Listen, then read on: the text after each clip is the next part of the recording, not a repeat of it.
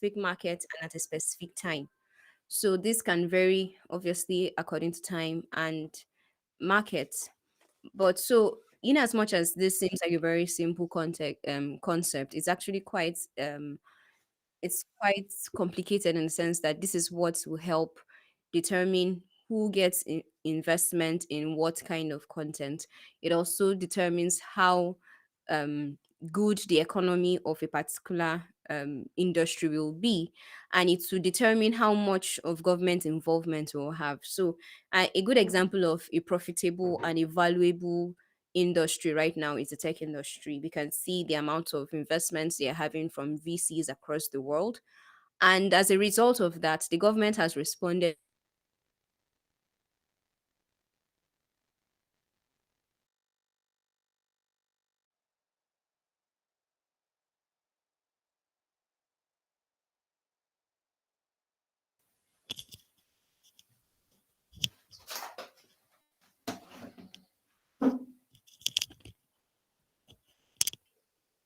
I'm sorry for the um, breaking transmission. So, as a result of the amount of investment and the amount of value that the tech industry has seen, the government has responded by passing a startup act. The startup act basically gives legitimacy to the tech industry. It also helps different government organizations work with them very easily. And most importantly, it gives them a lot of tax reliefs. So, meaning that the government basically waited for this particular industry to progress to show its value by attracting investments before supporting it with good government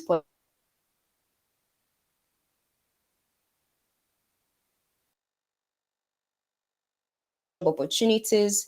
We want a situation whereby the creative economy will be profitable to attract investment from across the world.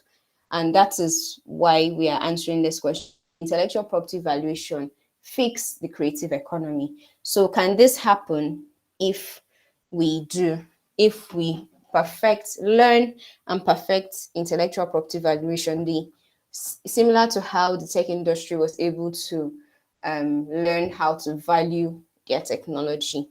And with me answering this question, I'm going to have a set of panelists um, from they're going to be representing different industries. We're going to be having someone representing the investors, that's the investor side, and we're going to have people representing the creatives and someone from the government, someone from the Nigerian Copyright Commission, answering this question from different perspectives. So I'm going to introduce them now, and I'm going to introduce them now, all of them, and then in the course of the webinar, we will all discuss and answer questions relating to intellectual property valuation. So for one of our speakers representing the creative industry, we're going to be having a record producer, Reinhard Teger. Reinhard is an African business artist, is an entrepreneur and record producer.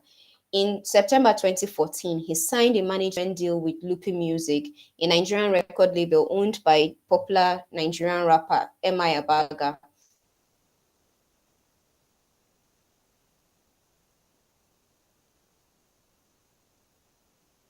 Reinhard Teger has worked with several artists, including M.I. Abaga, Il Blaze, Ice Prince, DJ Spinel, Ruby Gang, Jesse Chana, and a number of African artists. To his credit, Reinhard Teger has fan favorites such as Bad Belle by M.I., Do Something and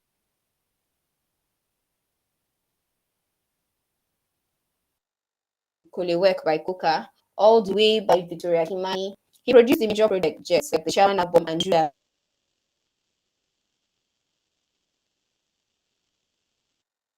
by M.I. 10 by Jasmina, Legacy by Ilblis, Safari by Victoria Kimani, and Incredible Choboy Nation. From the perspective of a producer, someone that is actively creating for the entertainment industry. This is someone that has impacted in the Nigerian entertainment industry through music. So he's going to be telling us how intellectual property should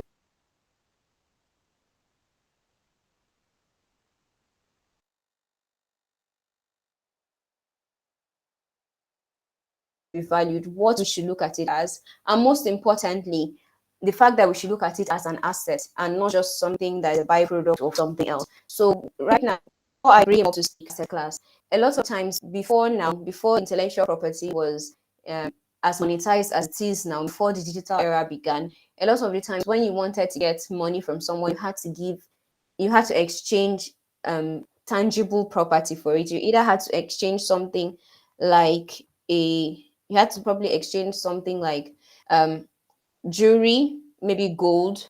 You had to exchange something like landed property, maybe your property papers, to be able to get money, whether from a financial institution, from a money lender, or just someone that wanted to invest. You had to have something as collateral or as a security that says, oh, if you are unable to pay this money back within a particular period of time, this is what I can hold on to.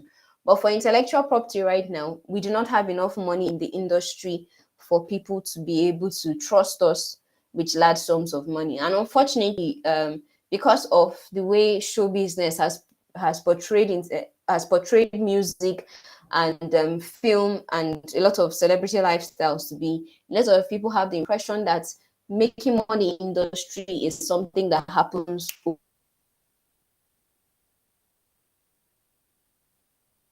overnight, very quickly, very easily. And so there's this wrong perception that investors have. Okay, if I put money in this, trust 1 year, 2 years, after a year, I should be able to make millions.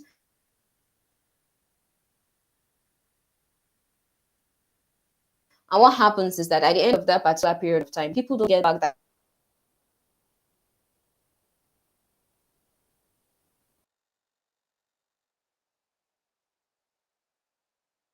kind of money. And so there's usually a sense of there's this different the record labels complain that this was a bad investment, and even if they put them to court, there is no way to get the money back except they collect the masters. And people are usually like, oh, if you collect or give up,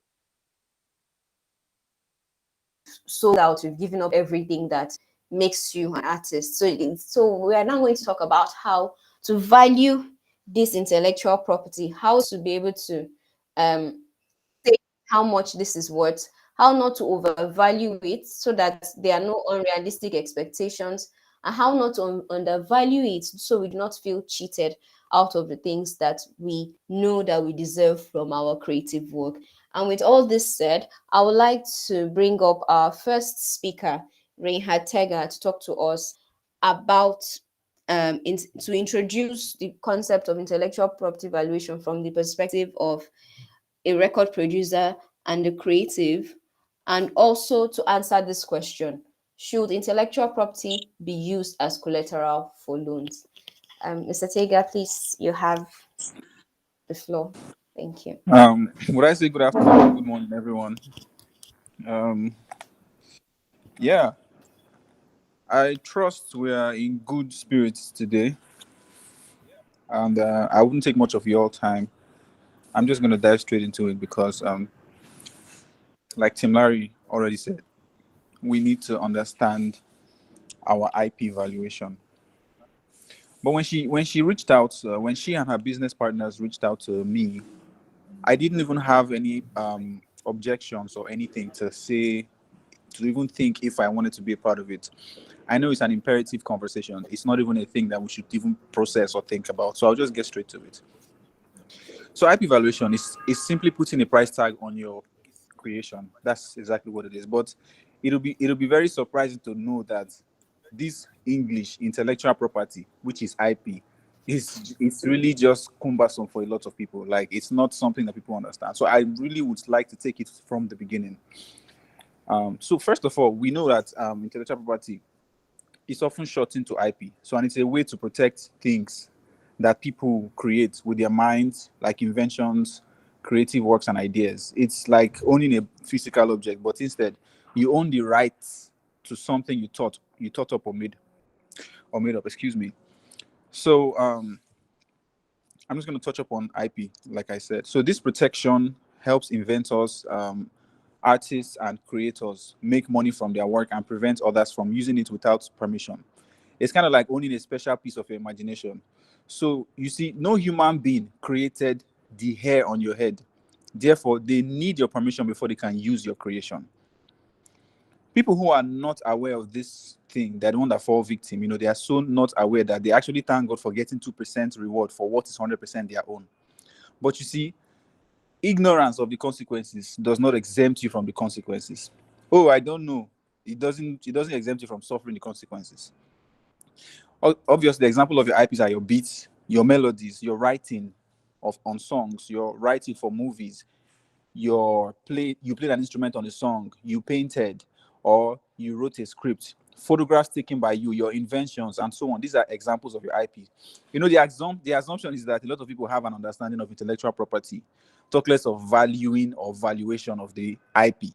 See, if we decide to visit many creators and studios to ask them about intellectual property, you'll be amazed by the number of creatives that have no idea what this is. In fact, the few people that know about intellectual property are so few that it is unfathomable.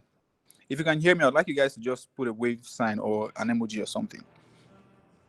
So it almost seems like the awareness of a select of it almost seems like the awareness is for a select few, which is not so. Actually, it is so ridiculous that it's so ridiculous that even um in conversations, you'll be shocked. It's not even supposed to be a conversation when you're talking about intellectual property, because the business part of your creative work is supposed to be backed up by your IP system that already exists for your business. So, you see, streaming platforms are systems for IP valuations.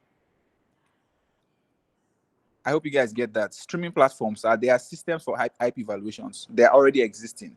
But the difference is that they were determined by a group of people that is not maybe of our culture, of our understanding, of our language. We had to adapt to these guys' understanding and system of valuation for intellectual property. I'm talking the Spotify, the Apple Music, and all of these platforms. So until we design valuation systems as it relates to us based on our culture and values, I believe this conversation will continue as a conversation forever. So another thing is, knowing about intellectual property is totally different from understanding intellectual property. With a good level of understanding of the business that already exists to protect and collect what is due for you creatives, what is due for you innovators, what is due for you inventors for this part of the world, we will see a drastic difference in the operations and dealings of these things. This is why I appreciate this platform that has invited me. I really appreciate you guys for this. And you guys have to understand that there's already a reward system that exists. There's already a reward system that exists. Yeah. And they exist around the world. They've been existing long before YouTube. We we really just need to educate the people on the what, meaning the people and the companies that already exist. You know, you understand? Really share our understanding and experiences, and put people through the registration process if need be. If you are present on this webinar and you are a creator in any form, I know your questions should be: what are these companies? Where are these companies? How do they function? I need to get protection and rewards due to me. So, for example, YouTube is a basic example of how IP protection and reward works. Um, Whoever is doing the presentation, you're moving. I think you're moving too fast. Yeah. So we are on the YouTube. YouTube system is a basic example of how IP protection and reward works. See, I believe that we need to know these things before we can actually understand what IP valuation is. But anyways, the organizations that already exist that I speak about are called copyright collecting societies or collection management organizations. These organizations operate in many countries already. As I speak with you, they collect royalties on behalf of writers, authors, creators for the use of their work. If you are one of these in this category, you're a writer, you're an author, you are a creator. Organizations exist right now that are already there to help you collect what is due for you. You understand? Examples include ASCAP, Song Trust, Sound Exchange, and BMI. These ones are in the United States. Then for writers, for script writers, there's the Writers Guild of America if you're in America. PRS for music is for the UK. SAMRO is for South Africa. COSON is for Nigeria. You just need to register with them. You see, for most of them, it is a one-time payment, and for some, registration is free.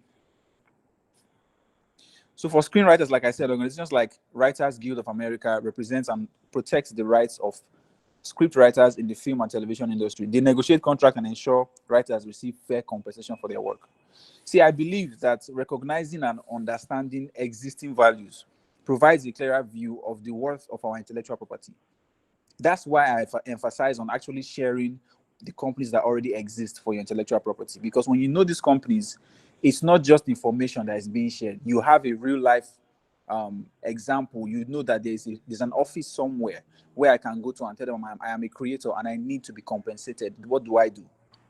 Like we all know, analysis how like we all know, analyzing how others work is a crucial step in research. It helps us discover fresh ideas and better ways of doing things. So that's why highlighting the businesses and the companies that already exist would help evaluate and give you perspective for you to understand the value of your own intellectual property. I mean, see, the only way we can do this thing properly is to establish systems and structures, you understand, which is essential for a creative business. I was talking to Tim Larry earlier, and she was just sharing why the tech industry will get tax reliefs and other things, and the creative industry would not get that. See, without proper organization, institutions struggle to communicate or connect effectively with us creatives. So we need to actually structure our business, put our system together. Now, I want to speak to musicians, especially beat makers and music producers, right? As a producer or beat maker, you are supposed to be registered with the different organization responsible for collection and protection of your intellectual property. Look, there are over 50 of them over the world, and they work interdependently. This kind, if your music is played in America and you are registered in let's say in England, the American Collection Society will collect your royalties due there and ask around. They have an ecosystem where they ask around, oh, who is this person signed to? When they figure out you are registered in England, they send your royalties there. These guys, they're already there. They've been there for years. So you have to actually just sign up with them. You understand? It's just imperative. It's just imperative. Then when you register with them, you'll be given an IPI number. An IPI is just an interested party information. That's what it's called, IPI. Short IPI, but it's interested party information. Why do you need an IPI? Because while you're working on a song, or when you are doing, or when you're done with the song, and you have to reach an agreement with the artist, or you have reached an agreement with the artist, you guys talk about percentage split and all of those things, whether it is on composition or on the masters. Then you exchange split sheets and IPI number. This way, the organizations can track people's earnings and send them respectively. That's the purpose of the IPI. You see, it's already organized, but we, as a people from this side of the world, we need to understand these things and get with the program quick. Well, as much as it hurts me to say, if you notice, I've been dodging talking about Nigeria and the systems here. I personally have found the collection societies in Africa unreliable. I can say this because I was signed with a top publishing company in Africa for about 5 years and I wasn't paid anything. Yeah, and this is one part of the royalties. Yes, I have other dealings with other royalty companies, and I get my mechanical royalties on some parts and stuff like that. Yeah, but my disclaimer is this: I'm not making any suggestions for you. As you have learned, you have your right to choice. Do as you please, right? Yeah. So simply, what are royalties? We all know royalties are rewards, right? So they are money paid for the use of your intellectual property. That's what royalties are, simply. I believe we all know that. So let me tell you guys, there are royalties collected for live performance. Yes, I promise you these royalties are collected. But you know what? Let's leave this conversation for another time. My true desire for you guys is to see that there's two sides to your creative work. Whether you're a painter, beat maker, photographer, record producer, script writer, songwriter, instrumentalist, there's work and then there's your business. There's your work and there's your business. And they must be structured and dealt with simultaneously. To my producers, the cost of production conversation is not the same thing with your IP conversation. They are different and must be treated differently. This is why you must learn these things. That's why I want people to learn these things. You understand? When I say people, I mean both creators, consumers, or recipients, or customers. Now, this is a diagram that shows you for record producer and beat makers. You can actually take a screenshot if you will, or so. Just how your business should be structured. Your creative work conversation is different from your IP conversation than from your business cost conversation. That was supposed to be business cost conversation. I made a mistake there. But yeah, that's the breakdown. I'm not going to take much of the time, so let's just move on to the next slide. You can actually take a screenshot if you wish, if you will. So anyway, get you a good lawyer like Tim Larry to set your IP business up, guys. And it's imperative, and educate you on IP, because if you understand the value of your thoughts and the things created from your mind and your thoughts, trust me, you will have no reason to struggle or complain, because all of these things, they are systems that exist already for you. Or just do not hesitate to email me, my company, or call for a consultation session. You see, my wish for this information is to be shared in all dialects in Nigeria and Africa, because we do not all think in this language I'm using to communicate with you right now, which is English language. So this is just a brief intro to the business side of IP. I hope I've been able to convince you guys and share some understanding of intellectual property valuation and not confused you guys. So yeah, you need to understand what IP is fully so you can actually value it. Thank you.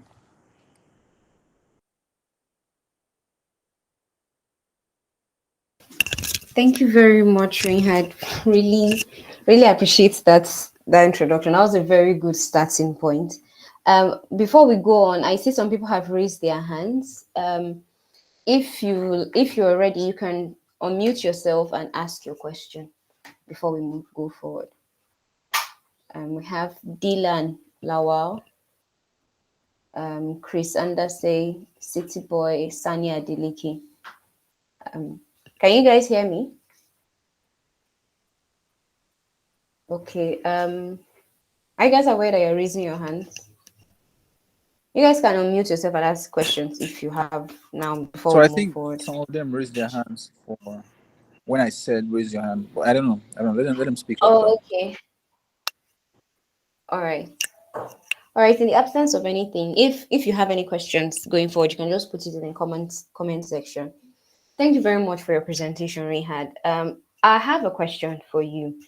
Right now, the way the market is, without any Yeah. changes, like exactly right now, do you think that if you were an investor, would you give out um, investments for IP now, or rather, if you were a bank, would you give out a loan in exchange for IP as collateral?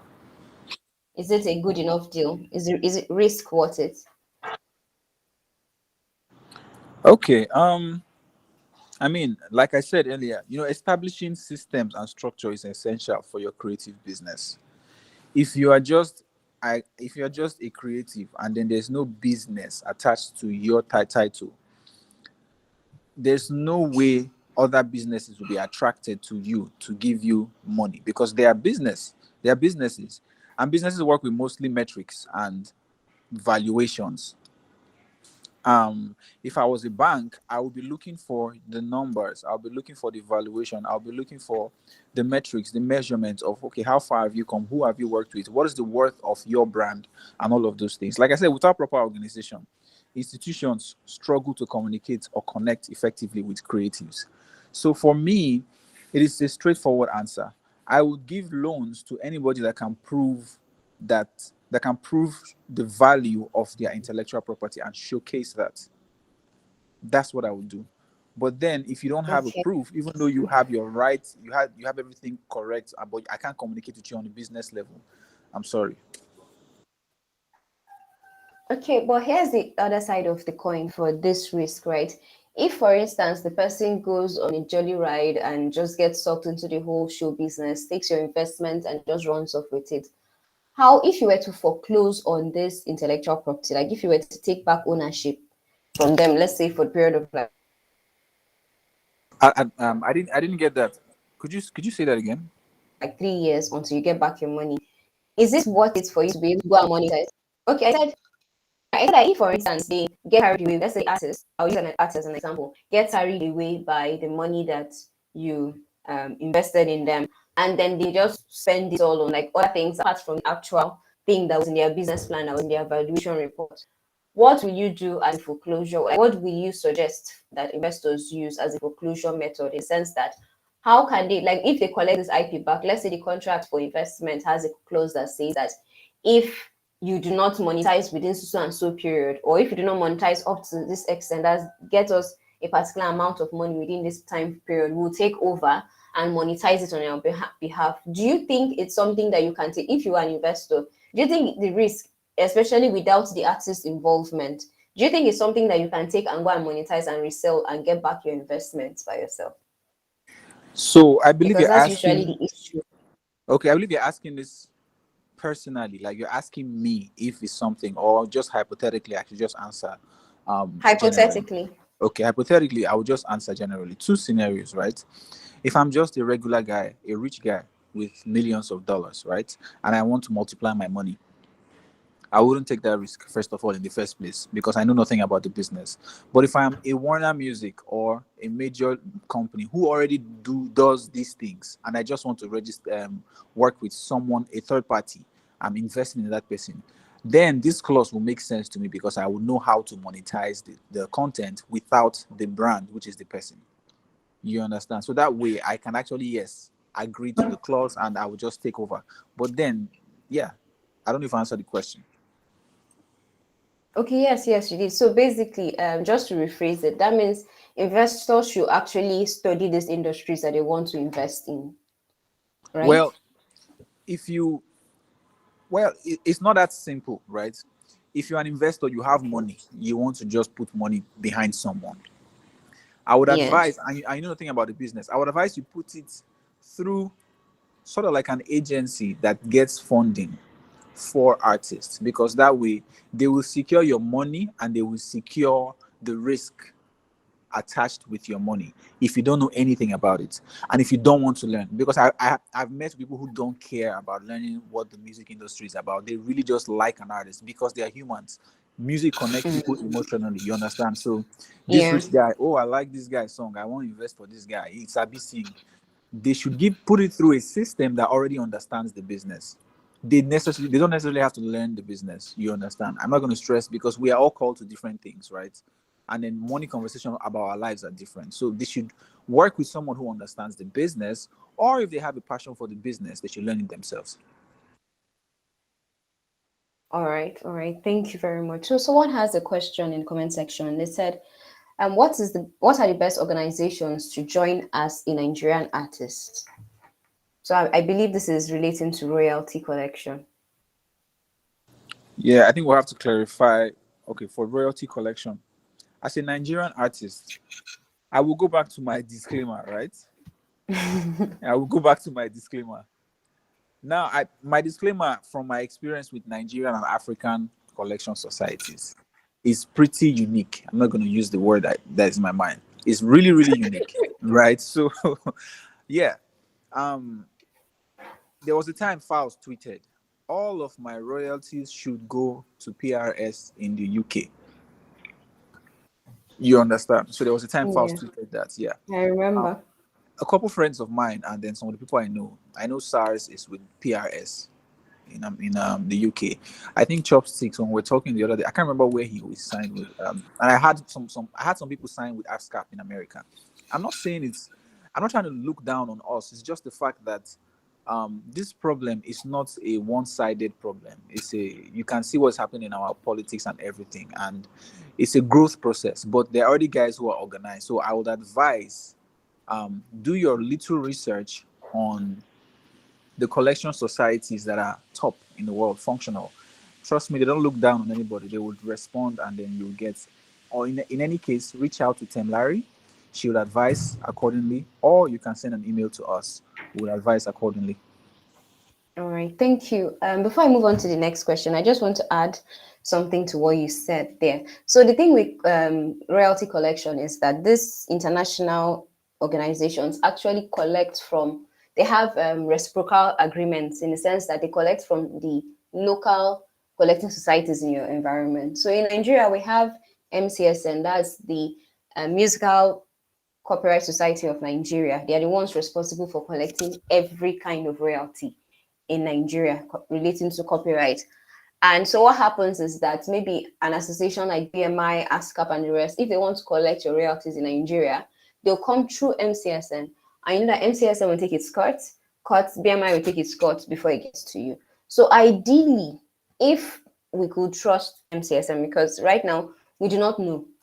There's no negative connotation around MCSM right now, but the thing is that we've been hurt by COSON, which is the former collective society in Nigeria, and because of that, a lot of people do not trust MCSN yet. But the thing is, until we as an industry can trust this collective society, have it at the back of your mind that that what you are getting from BMI, that's if your primary market, as people that listen to your music, that monetize and use your music, are in Nigeria. If they are not, then this conversation is not really your business per se.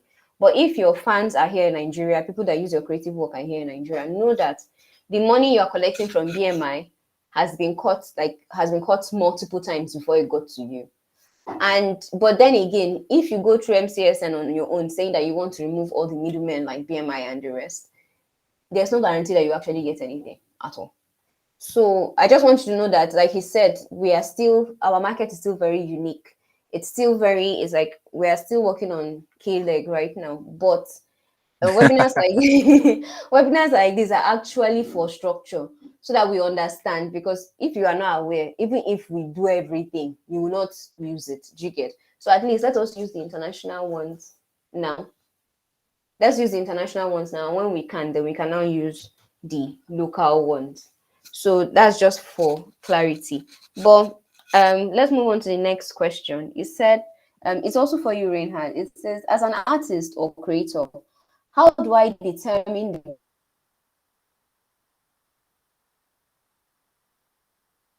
value of my intellectual property in order to know how much investment I can access? So before you answer this question, Reinhard, I just want to put like something extra. There's an issue of overvaluation and undervaluation. Overvaluation will affect the investor because they will have high expectations, low returns.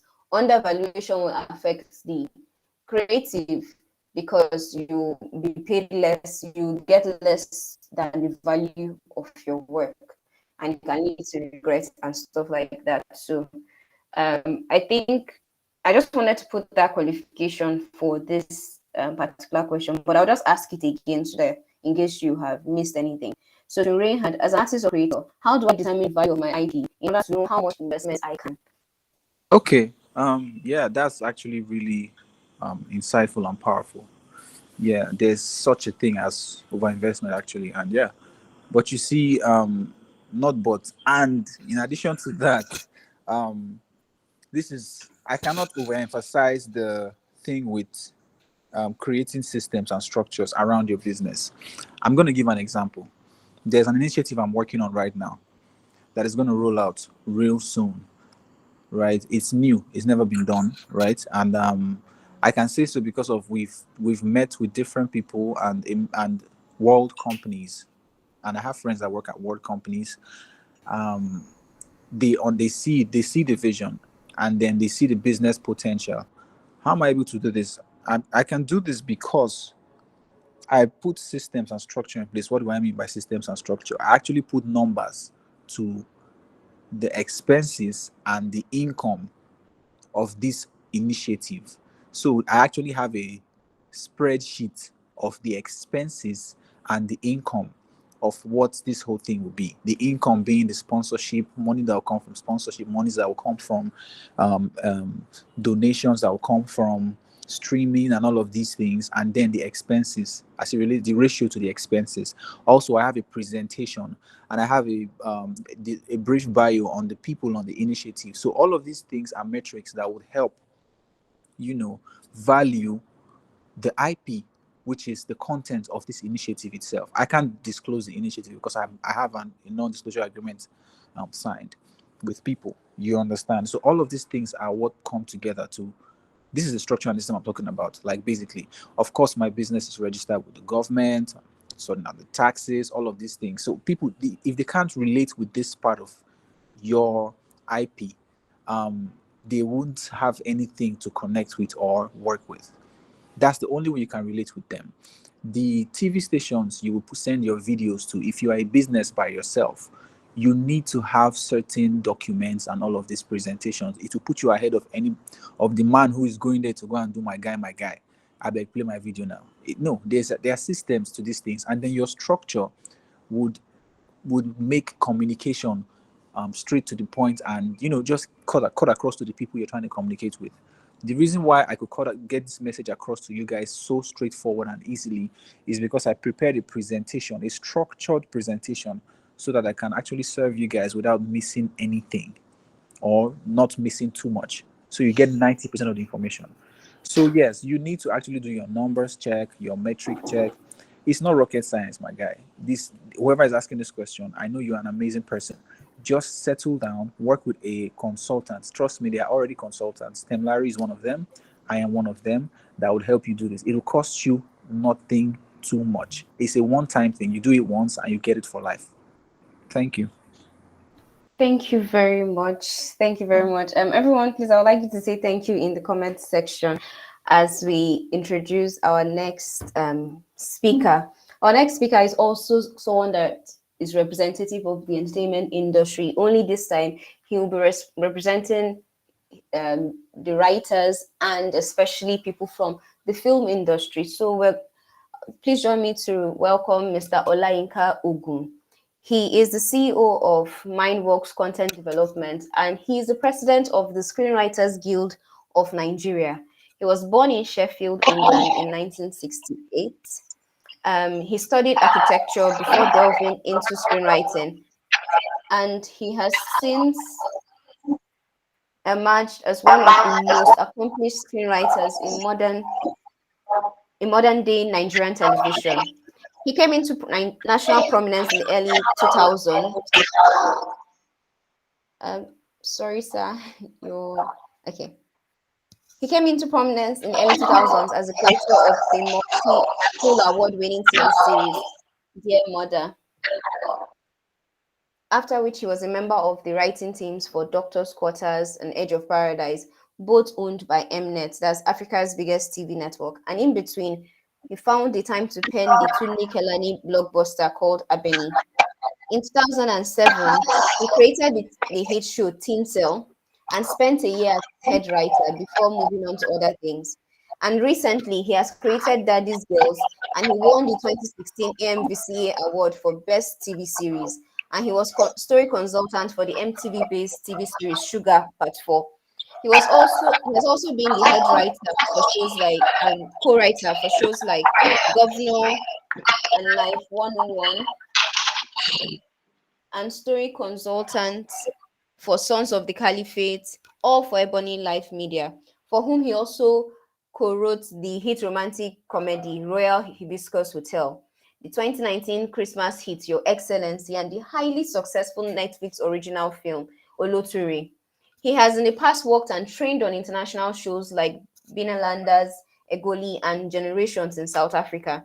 He is the present president of the Screenwriters Guild of Nigeria, and he teaches screenwriting, storytelling, and most importantly, the art of creating and developing long-lasting and engaging TV series, through which he has mentored a lot of the present-day screenwriting stars.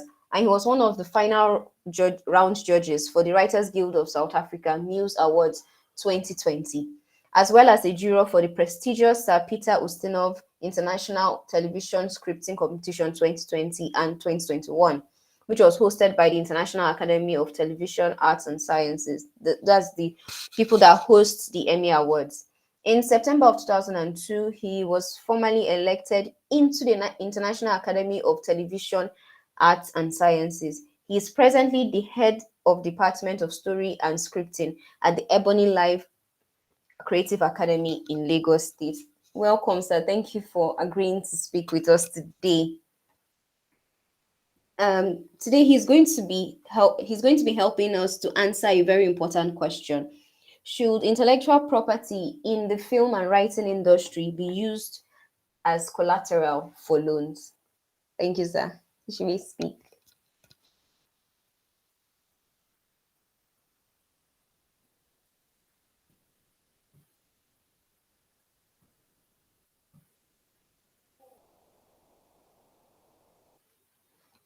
Sorry, sir, you're Your still mic is muted. Yeah, yeah. okay. Yeah. Okay, so can I have the question again? Yes. Should intellectual property be used as collateral for loans in Nigeria? Okay. So definitely we should. I mean, it's what's happening internationally, and it's about time that Nigeria got on board. And I know that it's a strong topic of discussion right now in a lot of spaces because it's been really challenging. So a lot of multinationals, a lot of institutions have set up, have put up structures supposedly to aid the film industry. But the challenge at the end of the day is that they want to treat us the way they will treat a regular merchant. So you say you call something an intervention fund, but if I want to access it, you say I should go and bring the papers of a house or land or something. Then that totally defeats the purpose. So and that's what has been happening in a lot of spaces. But if you had a situation where your intellectual property could be the if your intellectual property could be collateralized, then more people will be able to get into the creative space, especially young people. Then you will get funding based on the strength of what you have brought to the table, not your ability to raise funds, or you have someone who can give you a collateral, or you're so well known. So yes, I think it should happen, and I think that the time is now. Yes, so I agree with you. I mean that should happen. Thank you very much, sir. So, in your experience, how many how many creatives right now are open to the idea of submitting their works as like how many of them are open to the idea of um, valuing their intellectual property, at least professionally, to be able to access these loans and the rest? Or are people still reliant on personal um, financing and borrowing personal loans? Do you think it's something that you're open to if there's a structure for it? Trust me, there's a structure for it. The only fear you might entertain is that of having a glut, but it's not. It's the challenge will not be if people will respond or not. The challenge is that people will over respond. It's been a major challenge for the industry. People like me in recent times, we have been able to ride on our cachet of works, our successes to navigate that space. But for a lot of people, it is still an impossible situation. And trust me, if ever that kind of opportunity came up, you'll be shocked. In fact, you'll be shocked at who will be applying for it. So trust me, there'll be an overflow of people interested in it. Because at the end of the day, it's better because most likely the whole process will just be easier because even when you have access to people, even when you have something you want to put down, the terms and conditions are usually still draconian. So at the end of the day, if there's a deal, especially one that says, okay, you know what, my intellectual property is collateral, but the minute this money is paid off, then I completely own my intellectual property back and in perpetuity. A lot of people will jump for it. Okay, thank you very much, sir. Thank you. If you have any questions, please put it in the comment section. We're still going to have we're still going to discuss this in more depth. But before we go forward, I would like to talk about how to value intellectual property.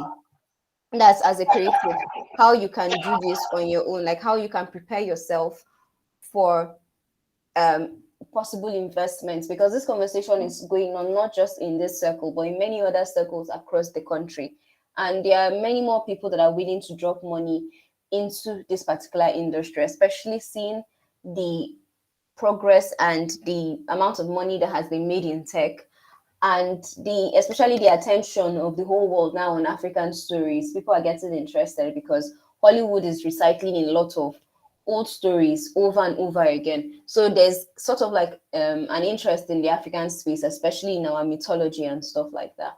So I would like to talk to us about how to prepare ourselves to be ready when we actually get approached by investors. So there are three major methods of valuing our intellectual property. For those of us that were in the session yesterday, we remember that Barrister Joshua actually already introduced this method to us, and to an extent, he explained them. So there's the cost method, there's the market method, and then there is the income method. Our first speaker actually mentioned one in passing, that's the cost method, in the sense that you have to be conscious of how much money you spend to secure, to create, secure, and commercialize the intellectual property. So how much money did you spend in producing it, as to creating it in the first place? That's something that you consider in your cost part of your spreadsheet. That's in your valuation report. Then the next thing is, how much did it cost you to protect it? So have you registered it with the trademark registry, that's the brand, the identity of the work? Have you registered the content of the work with the copyright registry? Have you made any international registrations? Have you registered it for royalties? If, for instance, it's a writing, let's say it's a song that you wrote. Have you registered the lyrics of the song with platforms like BMI or Song Trust? Have you registered with any other collective site? Then it does, and how much you spend to register it on those platforms? That's part of the cost of protection. Then there is the cost of commercialization. How much did you spend to promote it? How much did you spend to advertise it? How much did you spend to convince people to buy it? Did you have to build a website to be able to attract customers? So it's all these details that will make up this cost method of how to present your IP report, so that when an investor comes, you can say, okay, this is how much it costs to create this thing, to protect this thing, and to promote this thing. Then the next thing is the comparative market method. How much is this going in the market? Did I overspend when I was protecting it? Did I overspend when I was creating it? Or did I overspend when I was advertising it? So for creation, for instance, let's say it's a song or a film, did I work with a very expensive crew, or did I work with an average market crew? So for instance, when you're comparing it with other people in the markets, you have to know that a lot of investors actually prefer the market's comparative method, because they would not want to spend more money on a particular piece of work or any kind of investment than their peers are spending, except you can prove that the last method, which is the income method of valuing it, the income is higher than both the market and the cost. So then the last part of the valuation is the income method. So you're going to have to prove to your investors or to the financiers or people that are loaning you this money, whether it's a bank, you have to prove to them that yes, this is how much it can make.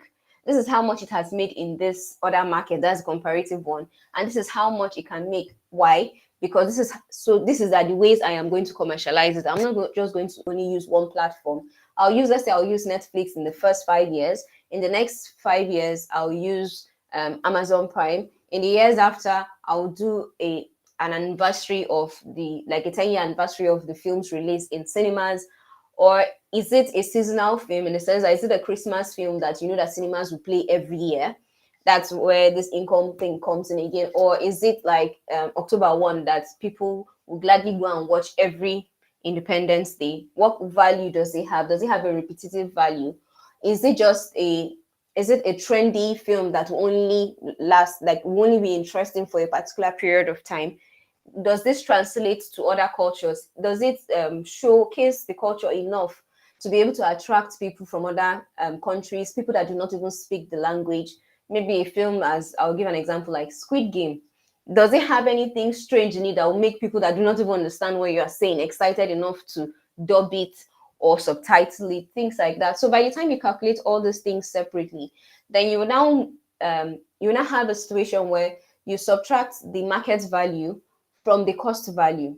Once you subtract it from that, you subtract the cost value, sorry, from the market value. That shows you the intrinsic value of the intellectual property. And then you can now add that to the income value. That will now show you how much you can possibly get. So this thing I just showed you is just like a very quick breakdown of how you can value your intellectual property, but it has so many layers. That's why you have to involve intellectual property accountants, you have to involve intellectual property lawyers. Right now in Nigeria, we do not have so many intellectual property accountants, though we have quite a number of IP lawyers.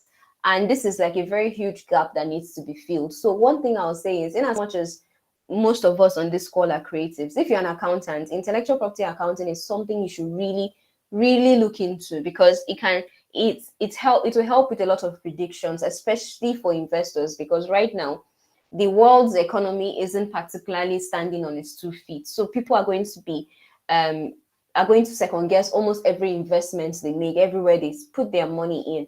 And unfortunately, the music industry especially already has a bad rep for investments. A lot of people are pulling out their monies because they've lost a lot, especially when their investments are tied to specific personalities and not necessarily the intellectual property that those personalities were creating. And even when it is tied to those intellectual property, we've had scenarios where um artists will come out and complain that they want to own their masters. They do not want the record labels to own their masters. They talk about exploitations, push public opinion in a certain way. And unfortunately, if the masters still belong to the record label, we'll have cases like when Taylor Swift re-recorded all her music. So the master is the original sound recording. It has nothing to do with the beats, the underlying composition in the beats or the lyrics, meaning that this artist can go and undercut the investor by recording everything again, and all the fans will go and only stream the recorded version and ignore the other one. So because of scenarios like this, a lot of investors are very wary right now. And if you want to attract as much investment, especially from venture capitalists, as much investment as the tech space, then we have to be very delicate about it. We have to be very specific. We have to know what it is exactly that we are doing. And that is why IP valuation is an important thing. Personally, I felt that as a lawyer, I felt it was not something that was particularly my business. I felt, oh, um, an accountant should do it. I've spent almost 1 year now in September searching, asking questions, meeting, walking up to accountants that I knew, even complete strangers that I knew, but that I knew were accountants, meeting mutual acquaintances, even as far as going on LinkedIn to talk to random accountants. And I haven't found anyone that has given me a what's it called, something satisfactory for the Nigerian market. And so personally, I was forced to go and prepare one myself using all the data I had gotten from my years of experience as an IP lawyer. And I was able to create something. That's why I was able to come to terms with the fact that, okay, this cost method, the market method, the income method, they're not actually all independent of each other. There's actually a way you can use the figures from all of them to get the actual IP value. And that was my major issue. The few people that had an understanding of IP valuation only understood it in terms of a specific method of valuing it. Or I use in my office, we use the cost method. It just depends on the cost of how much they got to, so that when we are foreclosing, let's say for instance, the creative is unable to pay back and at a particular period of time, and we want to foreclose, want to collect, and then maybe return ownership after we've already gotten our money, we'll just figure out, okay, how much did we spend on getting this in the first place? If we can get that back and maybe like a 10% interest or 20% interest, we're done. But that's just using the cost method. Then there are some people that say, hey, how much is this going for in the market right now? Because even if we spent, let's say, $1 million on this thing, and other people are selling and buying it for only $10,000, we know we cannot get up to $1 million. So what we do, just use the market value and just sell it at the market value, take our loss, and the company in question, let's say the creative company in question, will just go bankrupt, and that's where it ends. And then there are those that only predict income. Now, the problem with using the income value valuation method alone is that this particular method predicts a lot of things. And unfortunately, there's something called force majeure. Force majeure is simply saying that specific events out of your control could happen. And when those events happen, what you have is that, for instance, let's say there was a grid lock. Oh, sorry, like there was there was a collapse of the national grid and everyone loses electricity at the same time, and let's say some of the information was not backed out, or if for instance there is a cyber attack and all the systems that have all the film shots, like all the recordings, everything, all the hard drives get burnt or something like that. Let's say there's a fire in the building. When those things happen, it's very hard to use the income method to calculate the value, because it's like all the ways that they thought they could. Or let me even use this perfect example of COVID-19. I'll use the example of Marvel. So when Marvel wanted to release Black Widow, one of the contracts that they had with Scarlett Johansson was that she was going to get a cut of their cinema sales, their ticket sales at the cinemas. But unfortunately, the film came out during lockdown and nobody was going to the cinemas. The cinemas were not even in operation. So what happened was that her compensation, her consideration in that contract was reduced drastically. You get. And so what happened was they had to go back to court. They had to now, I think they eventually settled out of court. So I do not know the exact details of their settlement. But one thing is for sure, if you only predict the value of something based on its potential income, things can happen that can spoil everything. And the most painful one is when it is tied to a particular personality, and this person, just let's say the person gets depressed, goes to rehab, and doesn't do any work. And let's say the particular creative content is time bound and is tied to the person's personality. All of a sudden, people lose interest in that personality. Let's say it's a reality TV show, or it's even a musical artist, people lose interest, and that's how all the potential income just disappears. So we can see that all these things are tricky, or even worse, when someone just carries the money and spends it on other things that had nothing to do with the actual purpose of that money. So things can happen, anything can happen. That is why I went on this thing where, because I actually talked about IP accounting in my last webinar, which was also September last year, surprisingly. And I made a decision. I was, you know what, I was going to find an IP accountant, someone that understood it in depth, not just someone that understood one or two or used one or two of these methods. And personally, I haven't gotten anyone I was satisfied with. No, I'm not saying that IP accountants don't exist. Please don't get me wrong. At least in Nigeria, what I'm saying is I didn't get any formula that I was satisfied with, because as an IP lawyer, I have to think of the worst possible scenarios in every case. I have to think of what can possibly go wrong. And if I'm thinking of what can possibly go wrong, I cannot rely only on one valuation method. And that's why I had to go through all this. And recently, I've had to check and cross-check and check and check and check to be sure that the valuation report that I finally worked on would actually hold water in the market. But one important thing I didn't want to do was I didn't want to keep it to myself, because I realized that if the creative economy is buoyant, if more money is coming in, then it's going to have a ripple effect. Not only that will it help everyone, but it will help me too, because if there are people out there that are valuing their intellectual property well, I will personally, this is from a selfish point of view, I will have um I'll have more clients, and the same thing, people will have, there'll be more jobs. And finally, this startup act that the Nigerian government gave us, which was just this year, considering how long startups, especially since like 2012, 2013, when the startup culture in Nigeria started brimming hard, the fact that it's just now that we are getting a startup act is already a questionable thing. But unfortunately, the Startup Act only caters to the tech industry.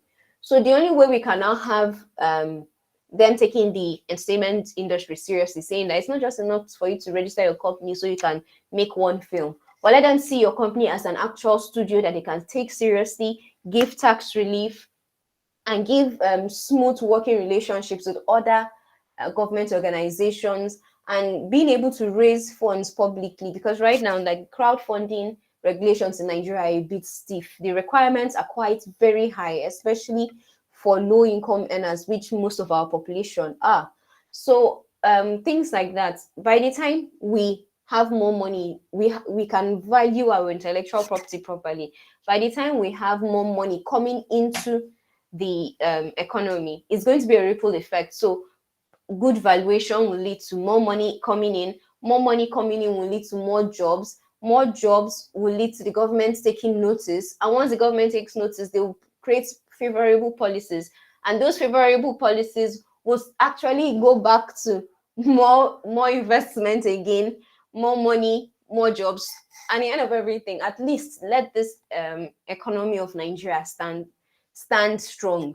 Even if every other thing should fail, this is something that should stand strong at least, because to an extent, to a very good extent, many things or many aspects of this economy are in the hands of the private citizens. You get a lot of the other things that are not very good in Nigeria is because there's a lot of government involvement. But what we can get is not necessarily government involvement, but smooth government cooperation. And that's why intellectual property valuation is very, very important. And from everything I just said, if anyone would like to um okay, I just got a message in comment section. That's powerful. Adding the clause of return of IP after exploration in perpetuity. Yes, that's another thing. The how long the intellectual property is actually valid, how long the ownership, or should I say the exclusivity, belongs to the person that created it versus the person that is using it. That's maybe the investor. Let's say they want to do a foreclosure, whatever. It's actually a very important factor in valuation as well. But before I go forward, I would like to bring up our next speaker, Victoria Popular of Talent X. This is an organization that invests money into the creative industry. This is an organization that has already taken this risk, that has taken initiative, that has taken this step to do what many other investors are still very wary to do. So Victoria Popala is a young visionary who is boldly redefining what it means to invest in Africa's creative industries. As the co-founder and CEO of Talent X Africa, she is pioneering a new era of African creativity by building groundbreaking financing and monetization infrastructure for next generation creatives. Driven by her passion for empowering African talents, Victoria is committed to creating a platform that provides storytellers with the resources they need to tell authentic and powerful stories that drive positive change. With a background in data analytics, finance, and venture capital, Victoria brings a unique blend of strategic thinking and creativity to her work, leveraging her expertise to design and implement financial products that support the growth and success of African creatives. And right now, one extra thing I would like to tell you guys about Talent X is that it has Talent X is kind of like the middleman for the creatives right now.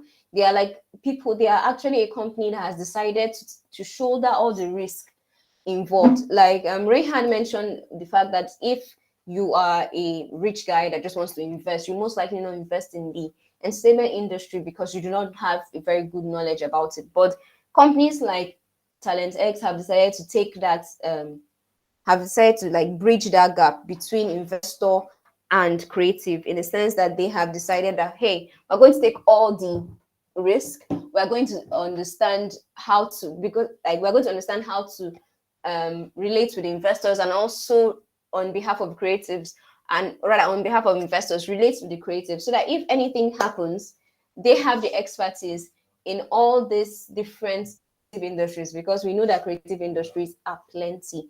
This is a company that has said to take this very, very bold step, this very heavy burden. And with that, I would like to welcome Victoria Popola to speak and address us. She's going to be answering this question, very important question for us. Which of these intellectual property valuation methods will financiers like to see in a business plan? Thank you, Victoria.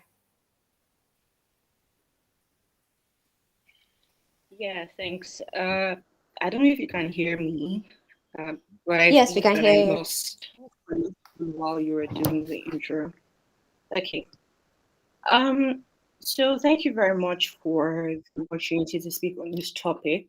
Let me start by saying that, like you mentioned, TalentX is a platform that invests in creative projects, currently films. And since our establishment in 2019, 2020, we've always used the IP collateral system. So I'll take the question from this perspective. So I'll say that when we talk about intellectual property collateral, I say that it's a lot more than valuation, right?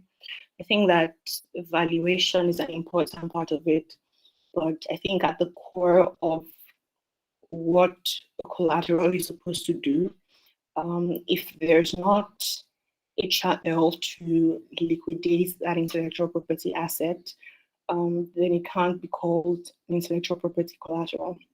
Right? But on the question of valuation methods, I think that each method offers unique perspectives, right? Each one tells you different things about the film project. And like you said, Jeanette, utilizing them in isolation, may not give you a full picture of the project's value, right?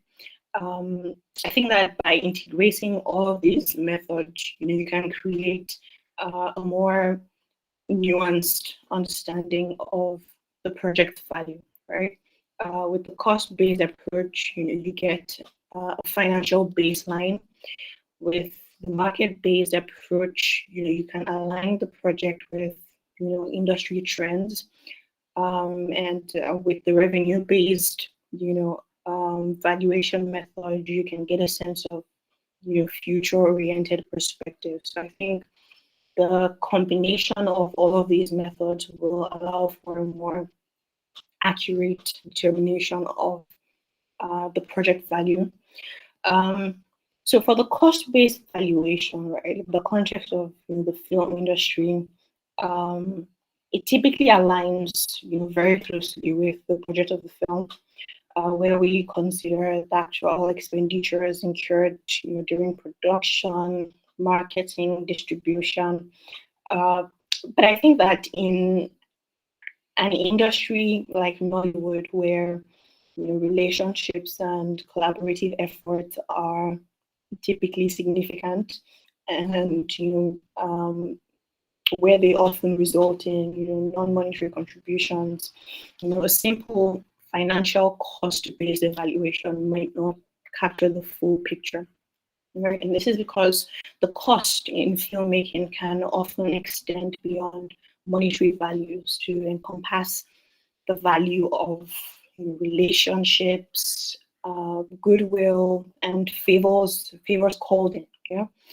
So I mean, beyond just being a financial document, it also shows how the creative team intends to allocate resources, including non-monetary ones like favors, and in-kind support as well.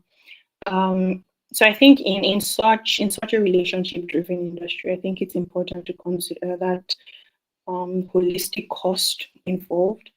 And this might include things like assessing, okay, what's the fair market value of all these various contributions, both monetary, non-monetary, that have been invested in the project. So it's about assigning a value to the totality of resources invested in the project, whether paid for in cash or contributed in kind.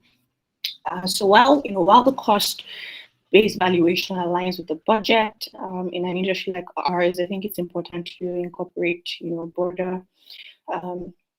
just a broader range of contributions. So in determining cost-based valuation, you might find that the value of the project, the intrinsic value of the project, is a lot higher than what you pay for it because of all those non-monetary contributions. In the market-based valuation method, I think this one relies on comparing the project in question to other projects in the market that have already been valued in a way, right? And in the context of the film industry, this could be, we're looking at comparable films in terms of genre, in terms of production scale, in terms of distribution reach or historical market performance or the target audience. And I guess one of the benefits of this is, market-based valuation can give you insights in terms of your real market data and actual transactions, because it draws on the outcomes of similar films that have been done in the past. So if you're looking for realistic perspectives, you can get some from using market-based valuation. It's also, relative to the other valuation methods, is relatively simple to conduct, and by getting or by using external validation from the market, you can just leverage that to build some confidence in terms of like your potential investors or stakeholders, because you can show them that the project value aligns with existing market dynamics. Yeah. And on the other side of that, because of the industry that we're in, because of our data issues, it can be a bit challenging to find projects that you'd define as truly comparable, right? Because the industry is diverse, and projects can vary widely in terms of scale or audience, which can make it difficult to find perfect matches. But even if you did, there's a good chance that you wouldn't be able to access data or the numbers on those projects. I mean, there's also the issue of market dynamics, right? In a country like Nigeria, where things can change or situations can change pretty rapidly. How successful a film is determined by different factors. Marketing strategies, trends in the social spaces, competition, audience preferences. Because of that, we can't solely rely on past market data, as it may not very accurately predict future performance, right? And I think using valuation like that, you may not necessarily capture the unique aspects, the unique value proposition of the particular project, because each film is different, and you might not be able to reflect that in market comparisons, right? So like Janet said, I don't think that this is something that's supposed to be used in isolation either, although it tells us a great deal about mostly about demand for that type of film, or just an idea of market trends and how it's done in the past. So I think because of the nature of the industry, the market-based valuation is something that has to be used in combination with the other types as well. Now, for revenue-based valuation, in this case, we're looking at the future revenue potential of a film project and determining its value based on projected earnings, right? I think this is one of the key things that we ask for. So with every pitch deck that we receive, there's always a budget, which aligns with cost-based valuation, even though it typically doesn't include non-monetary contributions. And then you'll typically have a slide that they title, comparables, where we look at similar projects. Because it's Nollywood and there's not a lot of data, you'll typically find that the comparables that you'll see are projects from Hollywood, for example, which can give an idea of the kind of story that they're going for, but doesn't tell you much more in terms of the target audience, or in terms of the in terms of the revenue potential, or in terms of the market dynamics, right? And then there's always the revenue projections. I mean, for every investor, this is probably what they want to see first, right? How much is this film going to make? And revenue streams could be cinema sales, it could be streaming rights, it could be in-flight licensing, it could be merchandising, it could be product placements, it could be premieres and whatnot.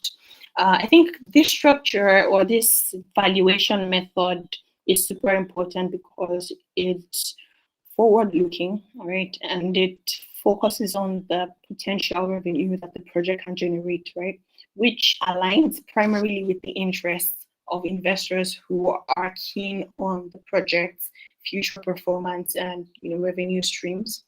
I'd say that it also ties directly to how well the project is expected to perform in the market.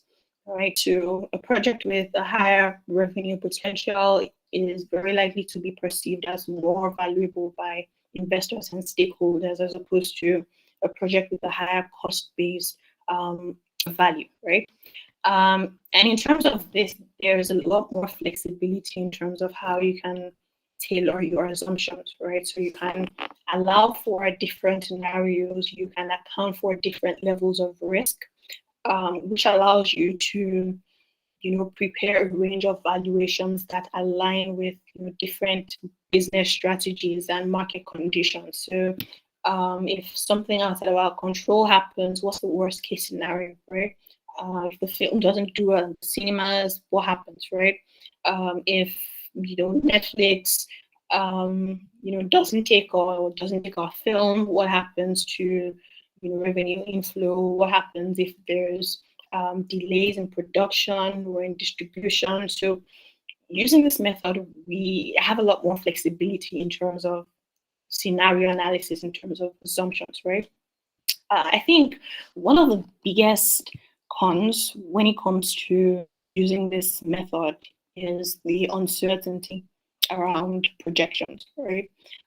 Because of market volatility, because of changing audience preferences, the way that the distribution market changes, it's tricky to estimate future revenue with accuracy, right? Beyond that, there's also the data issue, right? So how can you properly estimate future revenues if you don't have access to historical data, right? I think that can make it a bit difficult to make reliable forecasts. There's also possibilities of external factors influencing revenue projections. Like Jeanette said, something that happened and caused electrical failures, or production quality in the industry should increase drastically between when you produce your film in say 2023 or 2020 and when you're approaching Netflix for a licensing deal in 2023, right? Or could be things like economic situations or COVID, which can make it challenging to predict with certainty. I think that there are certain workarounds around this one because it's one of the most important things that we look out for. But generally, I see that with pitches or with film plans that we review, when we look at the revenue projections, you'll find that most of those numbers are pulled out of air, literally, right? And it's like the numbers have to be based on something, even if it's not 100% reliable or accurate, right? So you say your film is supposed to be made on 200 million naira budget, and you estimate that you make 300 million naira in cinemas, right? First of all, what's that number based on, right? What's the biggest box office release in the last 5-10 years, right? How much of that eventually gets back to the creatives, right? What's your plan to reach those numbers? Are you, like you said, are you releasing on October 1st, or are you doing a love film on Valentine's Day? Or like, what exactly are the assumptions behind those numbers? I found that people or most filmmakers just have numbers there and don't have justification for the numbers, right? So if you say Netflix is going to pay you 200K for this film, right? Like, what's that number based on? Doesn't have to be 100% accurate. It could be something as simple as, similar project was acquired this year for that amount, or it could you could show a trend in revenue payouts from Netflix between 2020 and 2023 and say, revenues on average or licensing amounts on average have increased by 20%. So currently they pay 200K for this type of project, but by next year or in 2 years, we expect that number would be a certain amount, right? If you're including in-flight licensing, what airlines are you looking at? Do you have any relationships? Just what's the assumptions? What's the justification behind these numbers, right?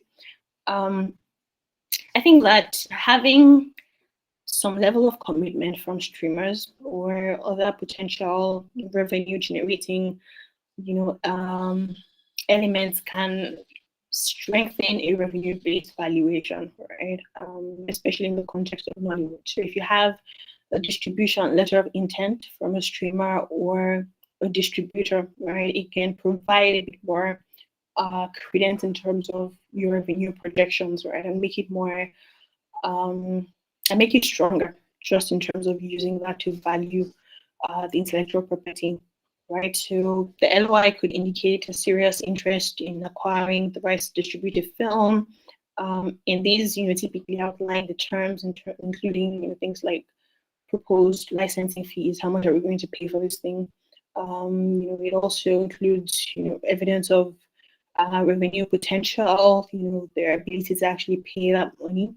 You can use the LOIs, for example, as the foundation for revenue projections. So if you say, if you estimate, streaming revenues and you include an LOI that backs that up, then it's a lot stronger than if you don't, right?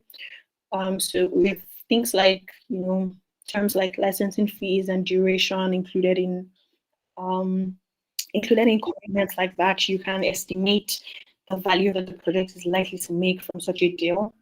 I think that if you start to have those conversations before when production actually starts, which might be tricky because most streamers and distributors want to see actual content, actual finished content. But I think that starting to engage distributors from the pre-production phase can help to mitigate the risk associated with revenue projections. So I mean, we understand projections are inherently uncertain, right? But like we can increase the level of assurance or offer some level of assurance, regarding revenue expectations by having these formal expressions of interest from potential buyers or distributors, right? And this can also increase the project's attractiveness to investors, relative to projects that don't have that, because it shows you it gives you a signal in terms of market interest and kind of validates the project's potential, right? I think that it's important to approach these with caution because you have to ensure that they're well drafted. Typically, they're not legally binding, but they should at least be indicative of serious intent, right? So I think by integrating all of these valuation methods, we can create, a more nuanced, more accurate valuation of a film project. So this hybrid approach takes into account both the tangible and intangible aspects of the business, or of the project rather. It acknowledges the market trends and dynamics, it accounts for audience behavior, and it considers revenue potential as well. I like to draw parallels between, the film investment space and the venture capital space, purely out of habit anyway. So in the startup space, valuation typically determines ownership, right? So you're like, I want to invest 50K at a 500K valuation, meaning that you have 10%, if my math is right. So in the film space, you find that investors will say, okay, how much is your budget? 100M. Okay, I want to invest 100M, and this is how much I want in terms of equity, right? I want 50% or I want 60%, right? I think that if it's out of thin air like that, then it's not ideal, because even at that, you want to do some you want to play around with some numbers and see, based on these projections, what would 60% equity mean for me, right? Would it be sufficient?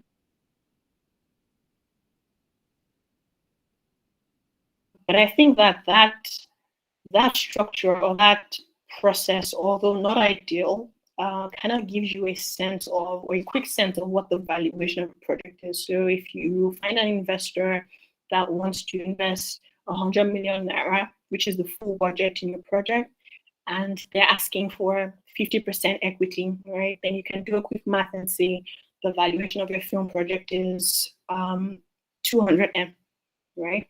Which is likely the approach that folks will take. So I know I said that it's ideal to take each of these valuation methods into account, and definitely as a part of evaluation, we look at the cost base, we look at the market base.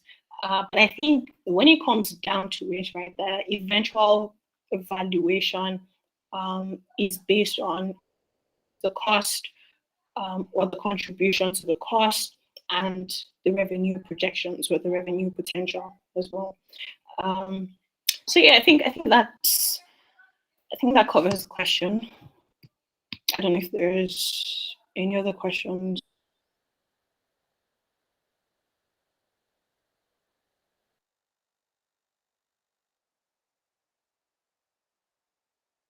Thank you very much. Thank you, Victoria. You actually said quite a lot.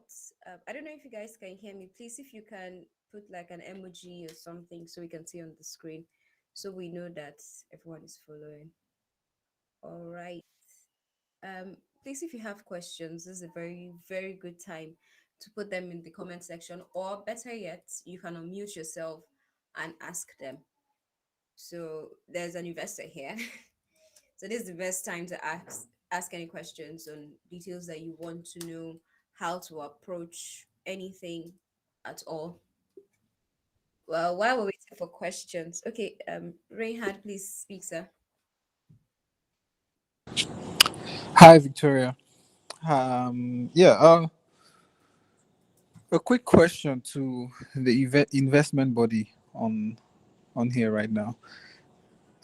We for a creative who already has his okay for a couple creatives who are working on an initiative who already have their content, which is the IP, and their forecast as in relations to the valuation of the IP. What is the what is the process to approach like a talent X for investment?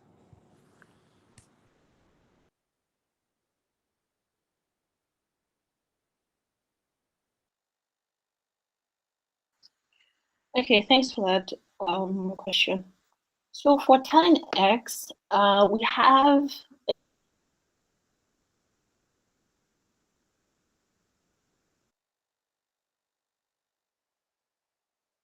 Oh, can't hear you.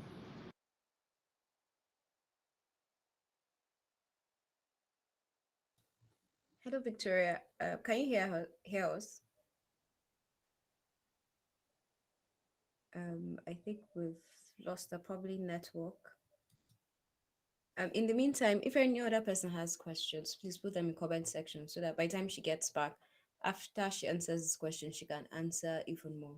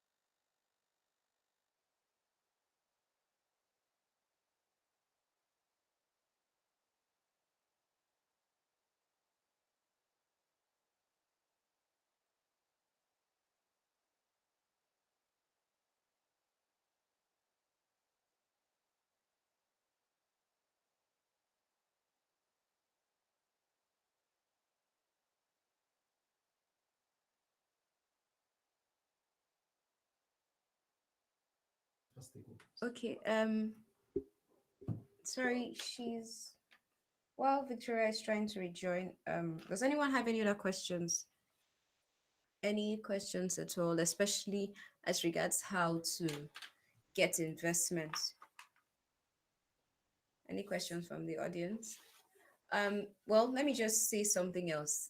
The fact that I know we've been discussing film and music for a while now, but I want us to understand that this also covers intellectual property valuation, covers the whole of the creative economy. It's not just music and film. So if it's comedy, which is also part of entertainment in a way, if it's even sports has valuation and the rest.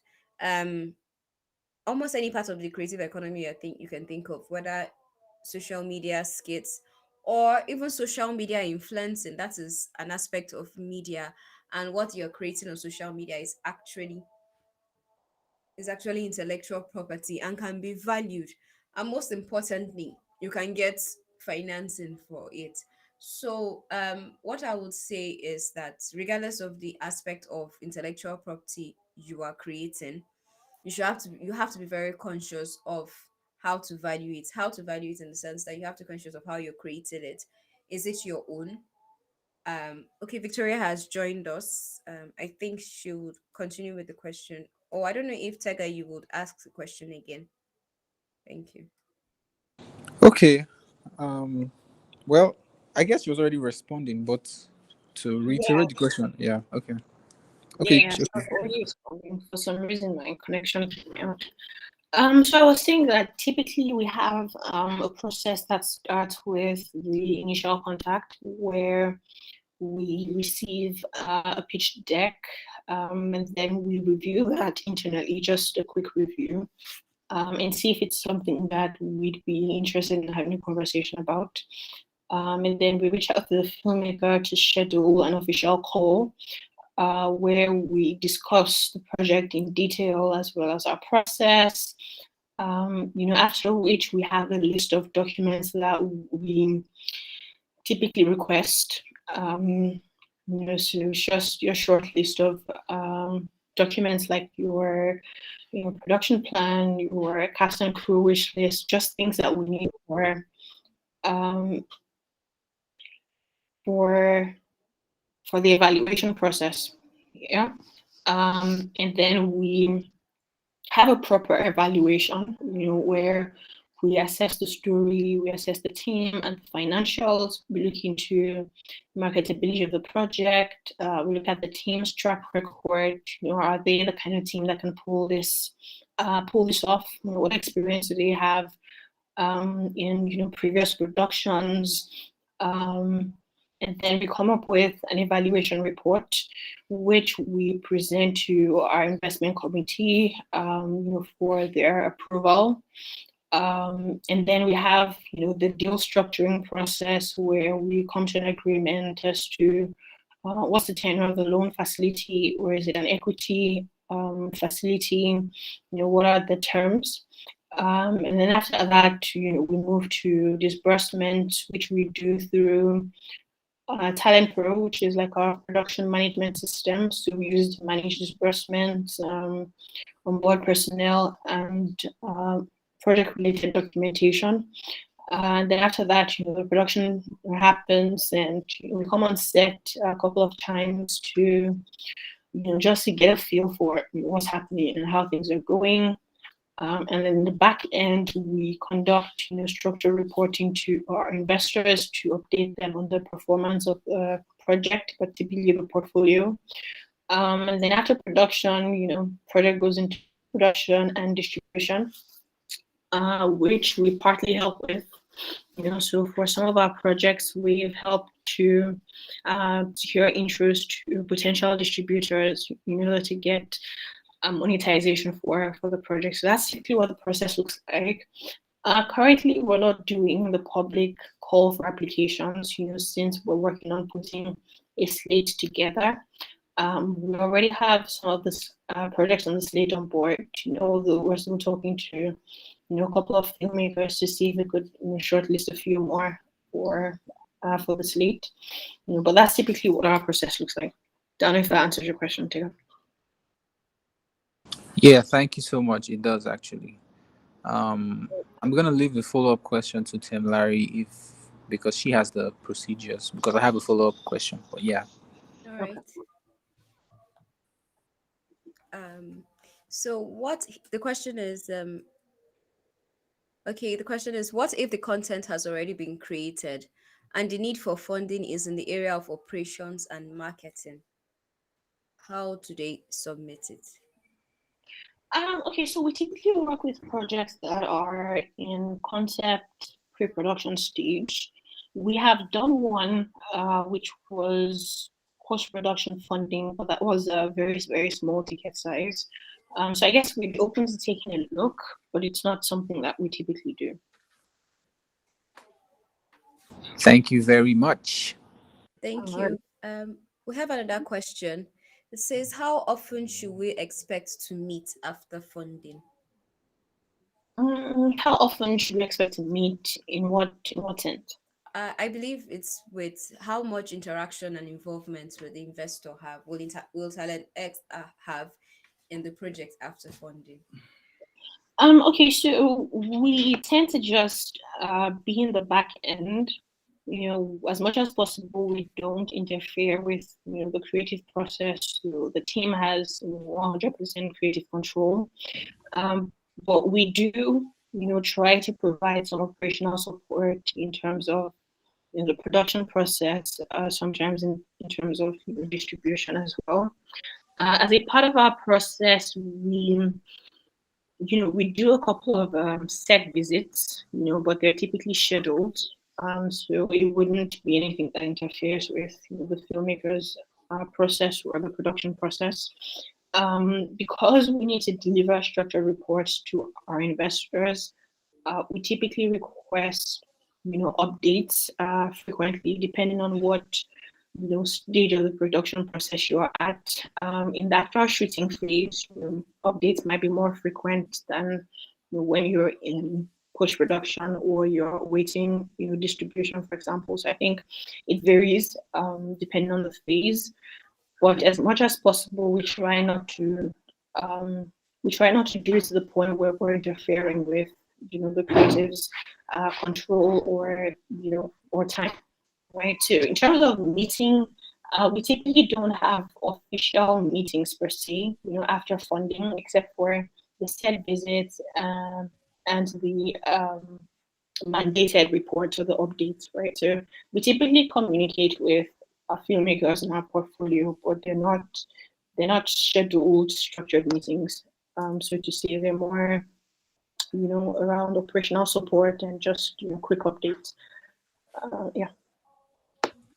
Thank you very much. I have one more question. It's about the other kinds of projects that can be submitted to Talent X. So, is it just filmmaking?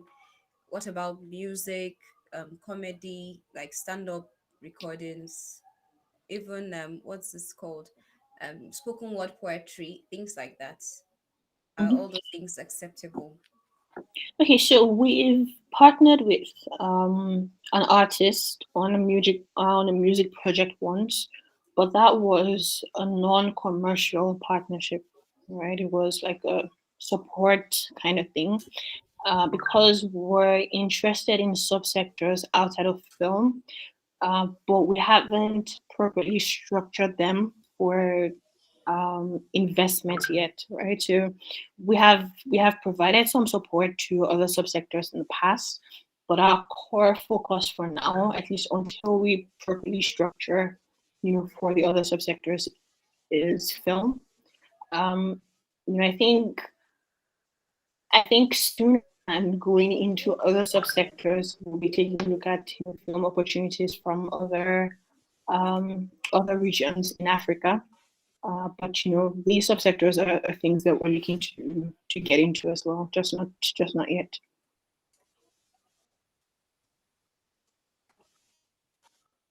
Any more questions, please post them in the comment section. But moving on, I would like us to talk about IP registration. So this is open for all, for both speakers and attendees. What do you guys think about IP registration? Um, Okay, we have another question before we continue. Does Talent X cover sponsorship requests for creative projects?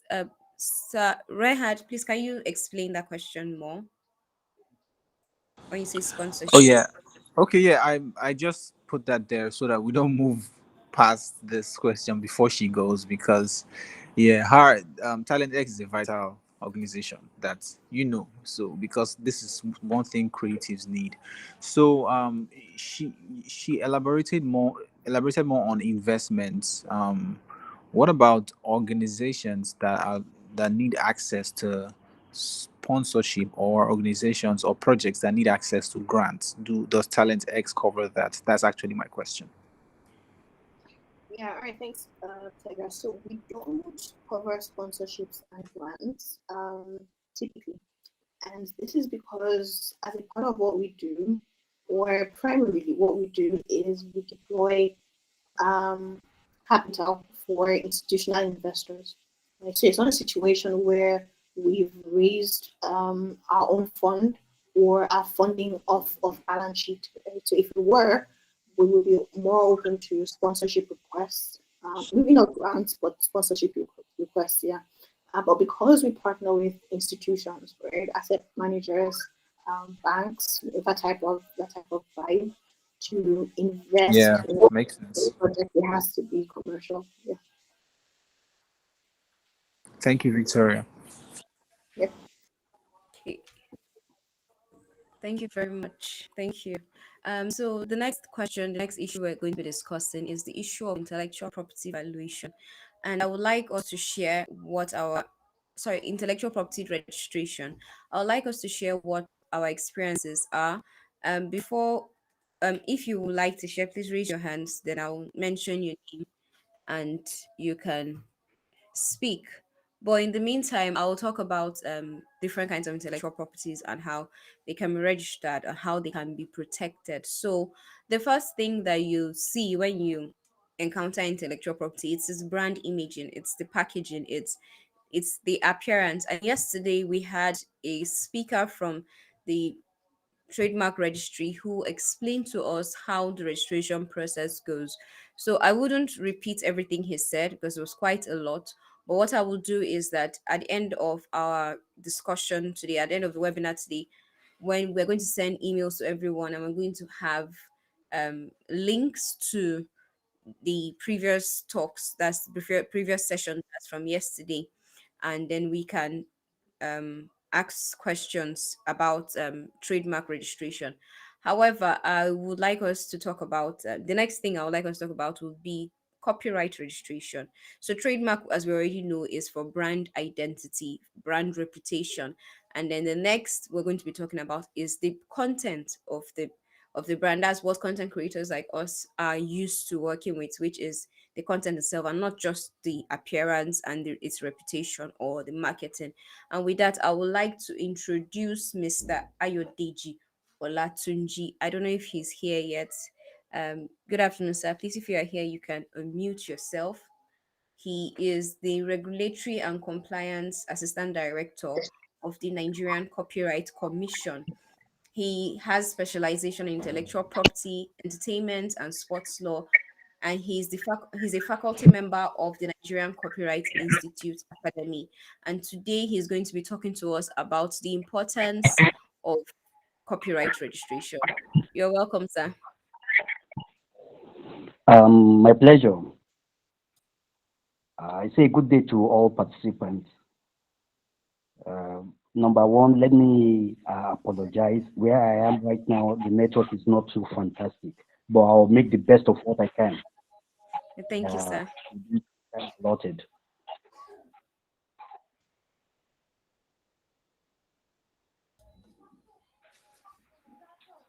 So yeah, Can you I can go go on, on? sir.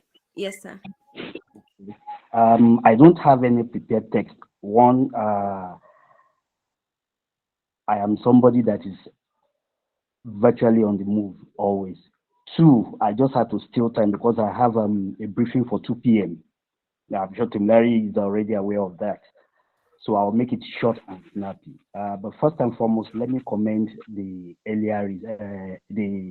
previous resource persons. They have done their bit eminently well. However, I will need to just quickly speak on one or two areas they have touched. Number one, when it comes to IP valuation, the first thing we have to realize is that if you don't package yourself from the point of creation, you probably will be missing the mark. And when I say this, I say it with every sense of responsibility.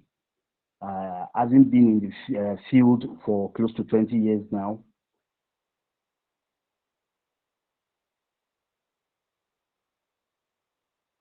I've seen a lot from the regulatory side and also from the practice side of the creative industry. One, when you create,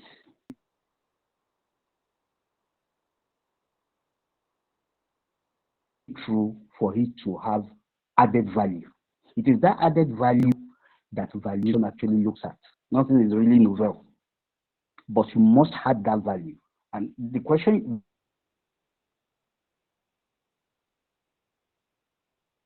we should ask ourselves as creatives is, how do I add value? And one of the ways in which we can add value is to have our creative results that the Milo, the Bonvitas, the Samsung we know today, you probably would not have known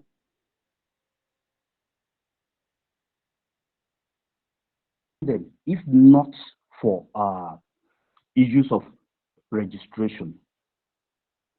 Because one thing we have to understand is that what are the benefits of registration where you go?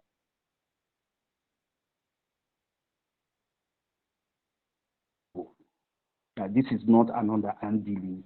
This has interfaced with government. Government is aware of the existence of this person's rights and what have you. Secondly, when we now talk about IP securitization, because value will now lead to what will give it an advantage when it comes to securitization, either as to raise an equity or even as a debt financing platform. So with respect to copyright, I'm going to take it from two perspectives. One is the copyright electronic registration system. Two is what my friend Renard had already touched earlier, although he did so passionately. Did that so passionately. That is CMO, Collective Management Organization.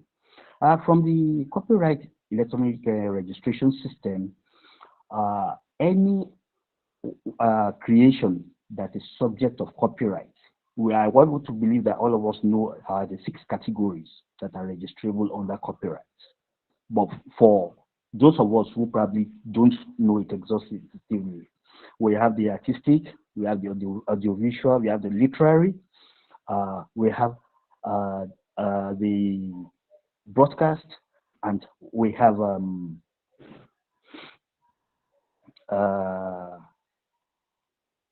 what's it called? Artistic, literary, music, sound, musical works, sound recording. Then there's a 6th one, broadcast. Sorry.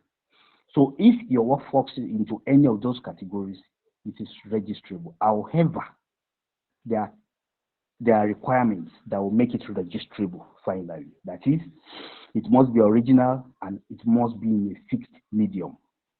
You cannot create a song in your head and say you want to copyright it.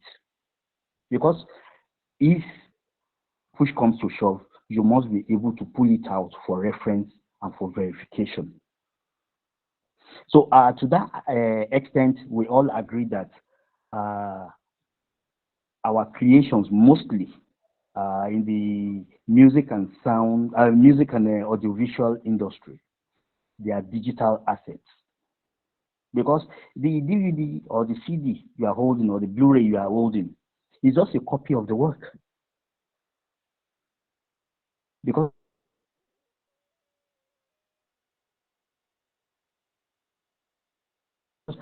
the essence of that work is that it is an intangible asset. So we need to first get that.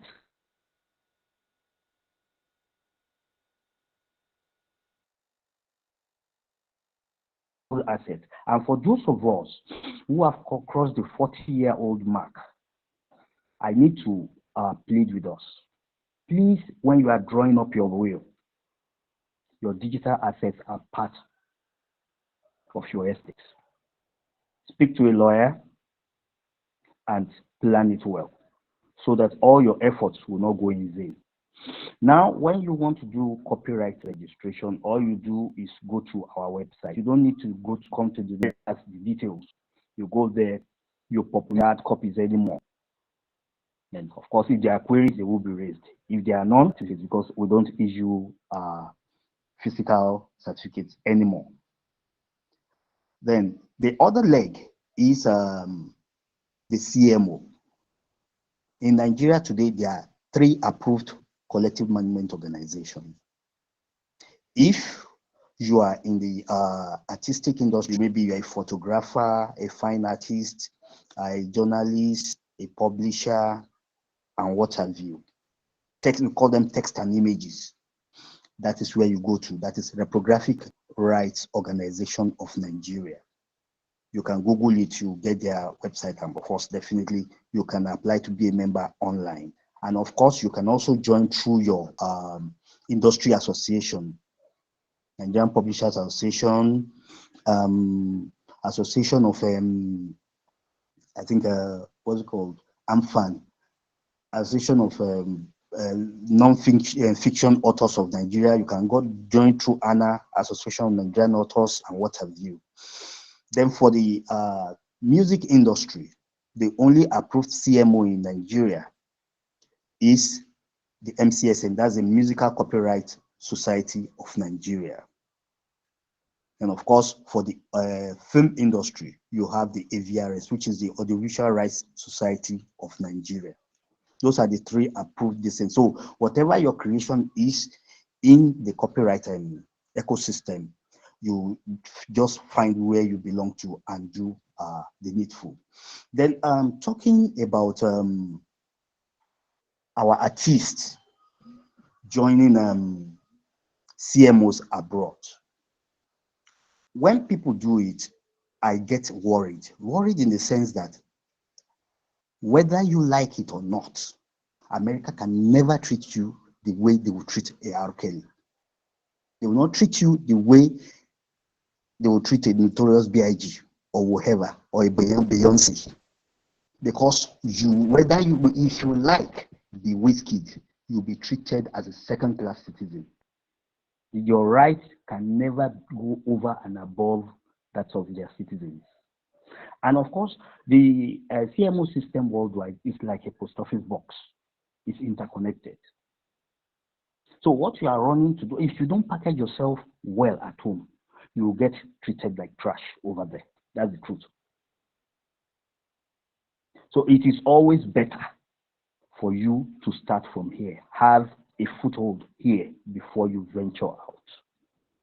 Now, when it comes to revenue generation, yes, government has a duty to the creative industry, but the primary aim is not revenue generation.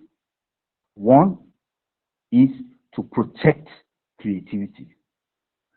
2, to ensure that there are policies in place that will encourage and enhance creative efforts for national economic development. So now, if in the process, of course, cost will be involved, and government will want to cover its cost. So in that process, yes, fees are payable. So I can give you a few statistics, and we know that it's more of a symbiotic relationship. During the tenure of former President Goodluck Jonathan, we saw the economy the GDP being rebased to the extent that the creative industry contributed 5.2% to the economy, which is a whole lot. And going forward, I can just give you a little overview. In respect of the Nigerian Copyright Commission, the commission was able to contribute 600 million to the economy in the year 2022, just from registration under different schemes. And maybe I can extrapolate a little. The Corporate Affairs Commission, which all of us know that we can't do without, contributed 24.5 billion naira to the Nigerian economy in 2022. So if you look at it from that perspective, yes, in a way, IP tends to generate revenue for government, even in terms of taxes. And please, before I forget, there is what we call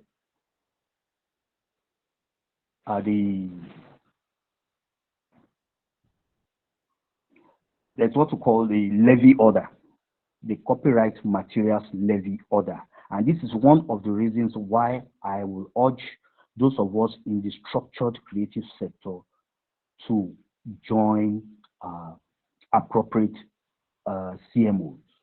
What the levy order is all about is this. What the levy order is all about is this. With the advent of information technology, it's become so easy to take copies, to make copies of people's creative efforts.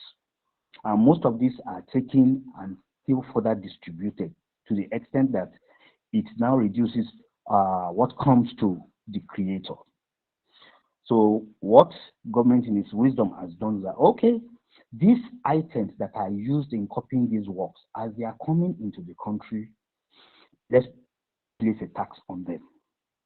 This tax, the purpose is to now distribute this tax to go back to the creators, so that at least it will compensate for the copies of their works that are being copied without their authorization. So it is more of an added economic give back to creators. And if you don't belong to a CMO, there's no way the system will make you benefit.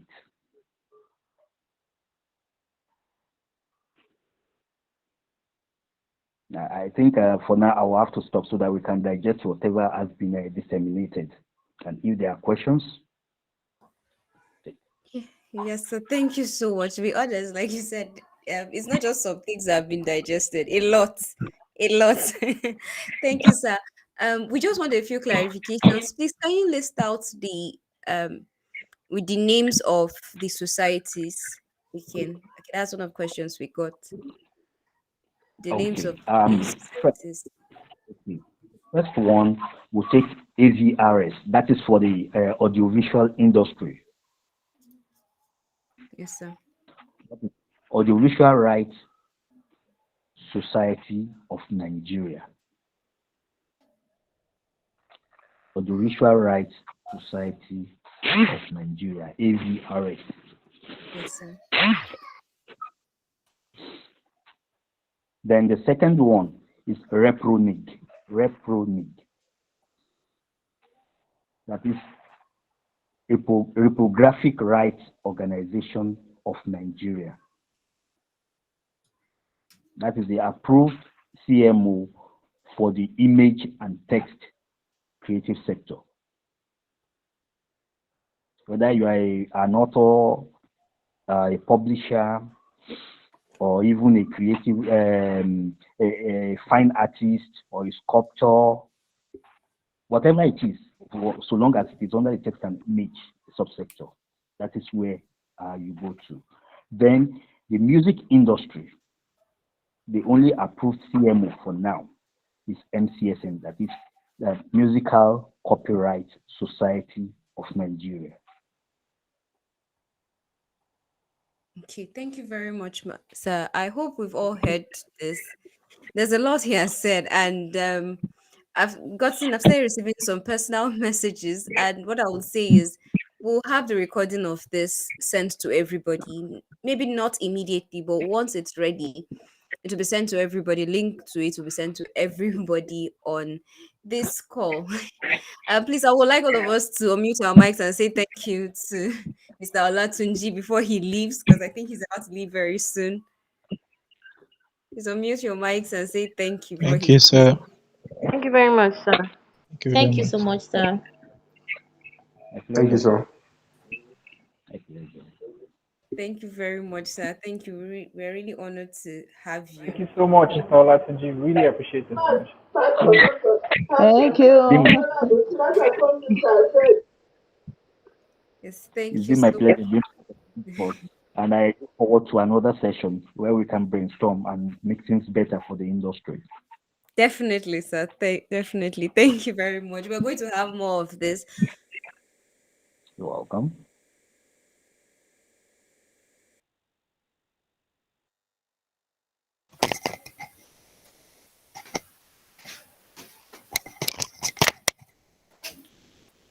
We're going to have more of this very soon, and I hope we're going to be able to invite other people, our friends and colleagues, people that we know that need this information so that they can hear it. But in the meantime, when we share the link, we'll appreciate if you'll be free to share it with as many people as you want.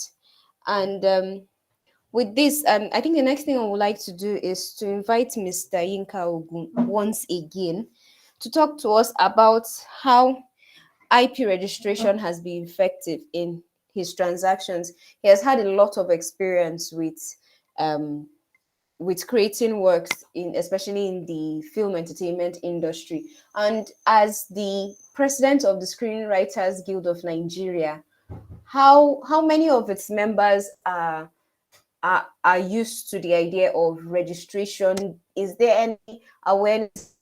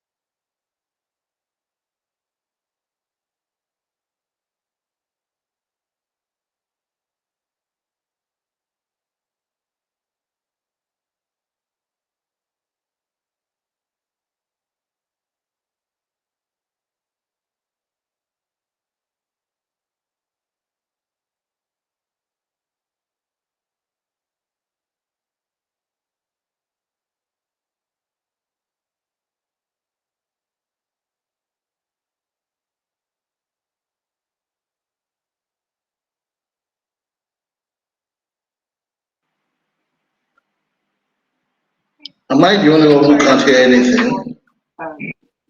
Network. So sorry, breaking network. I hope you can all hear me. Hello.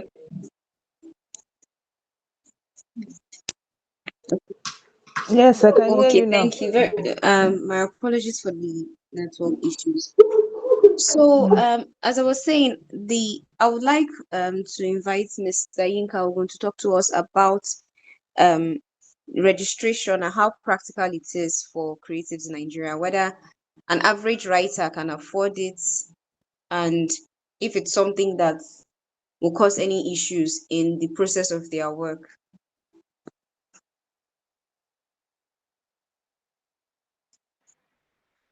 I think what you mean is when you say registration, are you talking about intellectual property registration, like Yes, sir. copyright registration? Okay. Well, it's relative. You might say it's not exactly cheap. It's not it's not expensive. Maybe it's the old 15,000. I don't know. Maybe I don't know. Maybe now it's really just about 15,000, 15, 16,000. You might consider that not too cheap, but then ask yourself what the cost, what is the flip of that? What is the cost of not doing it? So at the end of the day, if 16,000 will get you the registration and you decide it's too much and you go ahead and trade in this intellectual property and there's an infringement and you do not have your registration to back you up, then at that point you will wish you had spent that 16,000. And it's what I always tell members of my guild.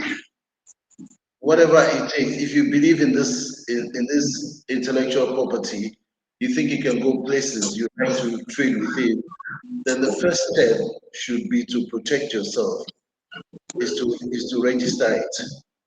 That's the first step. I always tell them, because often they take these things for granted. So two things a lot of writers take for granted is that they go into transactions without a contract, and then the intellectual property is not properly registered. So when things go awry, it's always a big challenge because first, there is no concrete agreement between the two parties. And so you can't now even prove that you own the intellectual property because it is not registered. And usually at that point, they are crying, begging, they want you to perform miracles, but there's very little you can do at that point. So I think it's very important, and at the guild, we all encourage our members to make sure that they always do proper registration at the Copyright Commission for all their intellectual properties. In fact, the truth about it is that right now, a lot of clients who are worth their salt, who know their onions, who understand the implications of these things, and who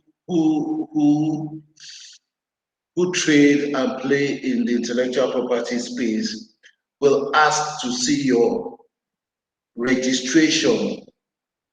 They need to know that the content, the property that they're dealing with you on or with is duly and properly registered. And if you do not have the registration, they might shy away. Some might say that they're going to delay the talks till you perfect your registration. But again, it's a two-way thing. If someone asks you if you have the registration and you say no, and they go ahead to deal with you, you don't need any soothsayer to tell you that they're going to mess you up in future. But anybody who is worth their salt and they're unscrupulous business people, if they request for the certificate of incorporation, not incorporation, for the copyright certificate, and you do not have it, they will not do business with you. So it's on multiple levels. There's the part where it protects you yourself, and there's also the part where some people will not even do business with you if you do not have it. Thank you very much, sir. Thank you. Reinhard, Mr. Tiger, please, would like you to give us your experience with copyright registration in Nigeria. And also, as a producer, when you work with artists, when you produce for these artists, are they people that usually have already registered their work, or do you, as a beat maker and producer, do you register your work separate from their own fully mastered recorded music? Okay, you are delving into music. I'm not a music person. Okay, yeah. Mr. Tiger. Yeah. Hello, can you hear me? Yes. Okay. Uh, I'm not sure if you guys can hear me. Can you guys hear me? Yes, we can hear you. Okay. I missed, I think, 20% to the end of your question, but for the most part, I think you're asking of my experience with copywriting, content, IP, basically content created with between me and maybe clients and people I've worked with, right? I believe. Yes. Yes. Do you copyright your beats Yeah, right. separate from the completed song? Or do you co-own the completed song with the artist?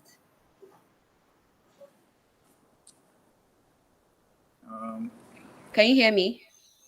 Sorry, I missed that again. I'm so sorry. On my side, we're having, yeah. Okay. No, no. All right, sorry. So I said, do you register your beats separately, or do you register it together with the song and then just co-own the finished song with the artist? Or before giving out your beats, do you register them on their own? Okay, so in Nigeria, I haven't dealt with any copyright organization when it comes to registering my IP. Never. Because of the experience I had, I went to the COSON office and for a meeting, and sincerely, I didn't understand what was going on, and that was the last of copywriting and Nigeria that I paid attention to when it comes to Nigeria. I'm saying this with all sincerity of heart and no nothing. I'm just being neutral with what I'm saying. So I'm not saying that I'm not saying blue or neither am I saying red. I'm just saying yeah, I've really not had any experience. And one time I went to the NCC office in Lagos. Yeah, I drove down there and I met with the security, explained what I came for to direct me to one of the officials in the building. And my conversation ended at a security post. There was nobody to talk to. They gave me a number. I went back and forth to no avail for months. So I just resorted to online platforms, and the most functional online platforms are non-Nigerian platforms.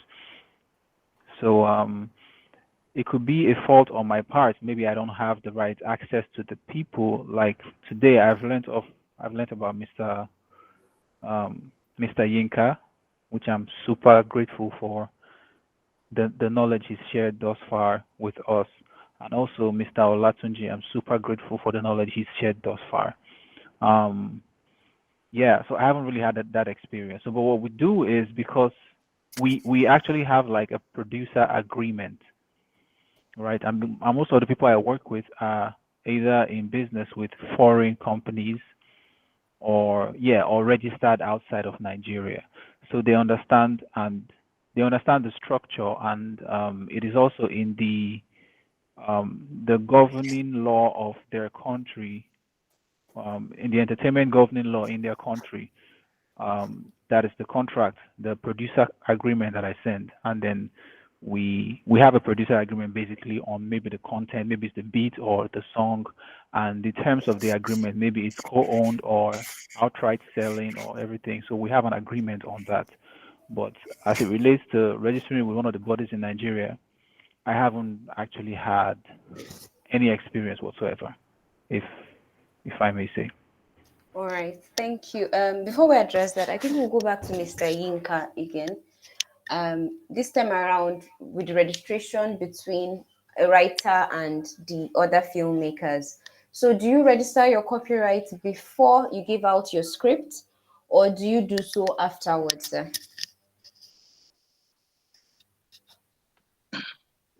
Okay, okay, there's the way it works with me. Okay. So the way I work is if I am pitching, if it's something that I have created, before I pitch to anybody, I make sure that I do the proper complete registration and I get a certificate before I pitch it. Sometimes I don't wait till I get a certificate, but I would have done the process. So I know that, okay, it's I'm really covered to a large extent before I pitch it. Now, as a practicing writer, sometimes people come to you and they have story ideas. The writer written out these story ideas comprehensively, and they just want you to script it, or they have the basic idea and they want you to do some level of development, and then you script. Now, in those instances, the intellectual property does not belong to me. Even if I'm developing, it is not mine. So I do not do any, I don't do any registration, because then it will be wrong for me to register someone else's intellectual property. So I just one assume that they've done the registration, but I also ask them and let them know, I hope you have registered this thing, because if you've not registered it, if somebody else comes and does something similar, do not blame me, because by now that you're sharing this thing with me, you should have done the registration. So that's how it plays with me in that space. Now, one quick thing I thought you were going to ask initially was my own experience. Oh, are you still going to ask that? My own experience in the terrain with them. Yes, sir, but I think you can just continue. Okay, so I found it very, very helpful to actually copyright my works. So there was a time I went into a deal with somebody, and they were going to fund something I had created, and then they funded it, and we shot the pilot, and unfortunately we were not able to raise funds to shoot the whole thing at that point. And years later, they actually called some people together and wanted to go ahead and shoot the stuff without me.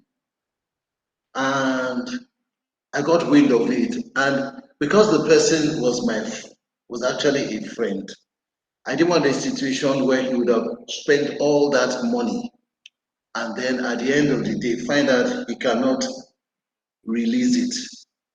And there's also the chance that having spent all that money, when he realizes that I hold the aces and I can't release it, then they start sending people to me. And at some point, I'll probably have to cave in, and then I will let them go ahead with it, which will now deprive me of the opportunity of doing it myself.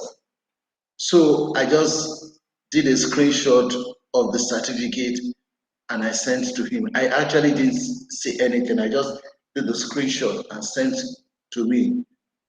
And he called me and said, "Can we meet?" And I said, "We can meet, but I'm not going to talk about that property. That is not up for negotiation. I do not want you to shoot it. I'll shoot it when the time is right. So those are one of the situations. And sometimes, you pick things. People try to be funny, and it's instinctive to them to try to be funny. But the minute they realize that you actually have the copyright certification, they back down. And someone like me, who trades a lot in the intellectual property, because I do trade a lot in intellectual property, I find that it gives my clients more peace of mind when they say in the course of the transaction, they say, please can we see the copyright certificate for this? And under 10 minutes, I'm saying, oh, sure, let me mail to you. So they know this is registered. I own it. I have it. Vis-a-vis, when they come and say, can we have this? Then I get back to say, okay, I'll get back to you. Then I'm getting back to them in 3 days. And they find out that, okay, so he's just registering it. It becomes a bit, it's not so, it doesn't give them so much confidence. So those are some of my experiences where that is concerned. And so I always recommend when you have something that you think is good and you want to do business with, moving on, you should do the registration. Yes, thank you very much, sir. Very Definitely. good. We'll move on to Mr. Tega. I would like you to share your own experiences, like specific experiences. You do not have to name names, of course, but can you give us your experiences in terms of registration? Not registration, but in terms of claiming and establishing ownership in your beats. Have you had scenarios where your beats were taken and repurposed by other people? Or have you had times when you've made a beat for an artist and then they try to stop you from giving licensing that same beat to another person, especially when you didn't sell it to that particular artist? Um, yeah, we've had scenarios, a couple scenarios. Um, my scenario, some of the experience are a little different from, definitely different from, not a little, a lot different from Mr. Yinka's, definitely. There's scenarios where I have been, where I've experienced the things Mr. Yinka is advising wisely on, that is to protect your work, right?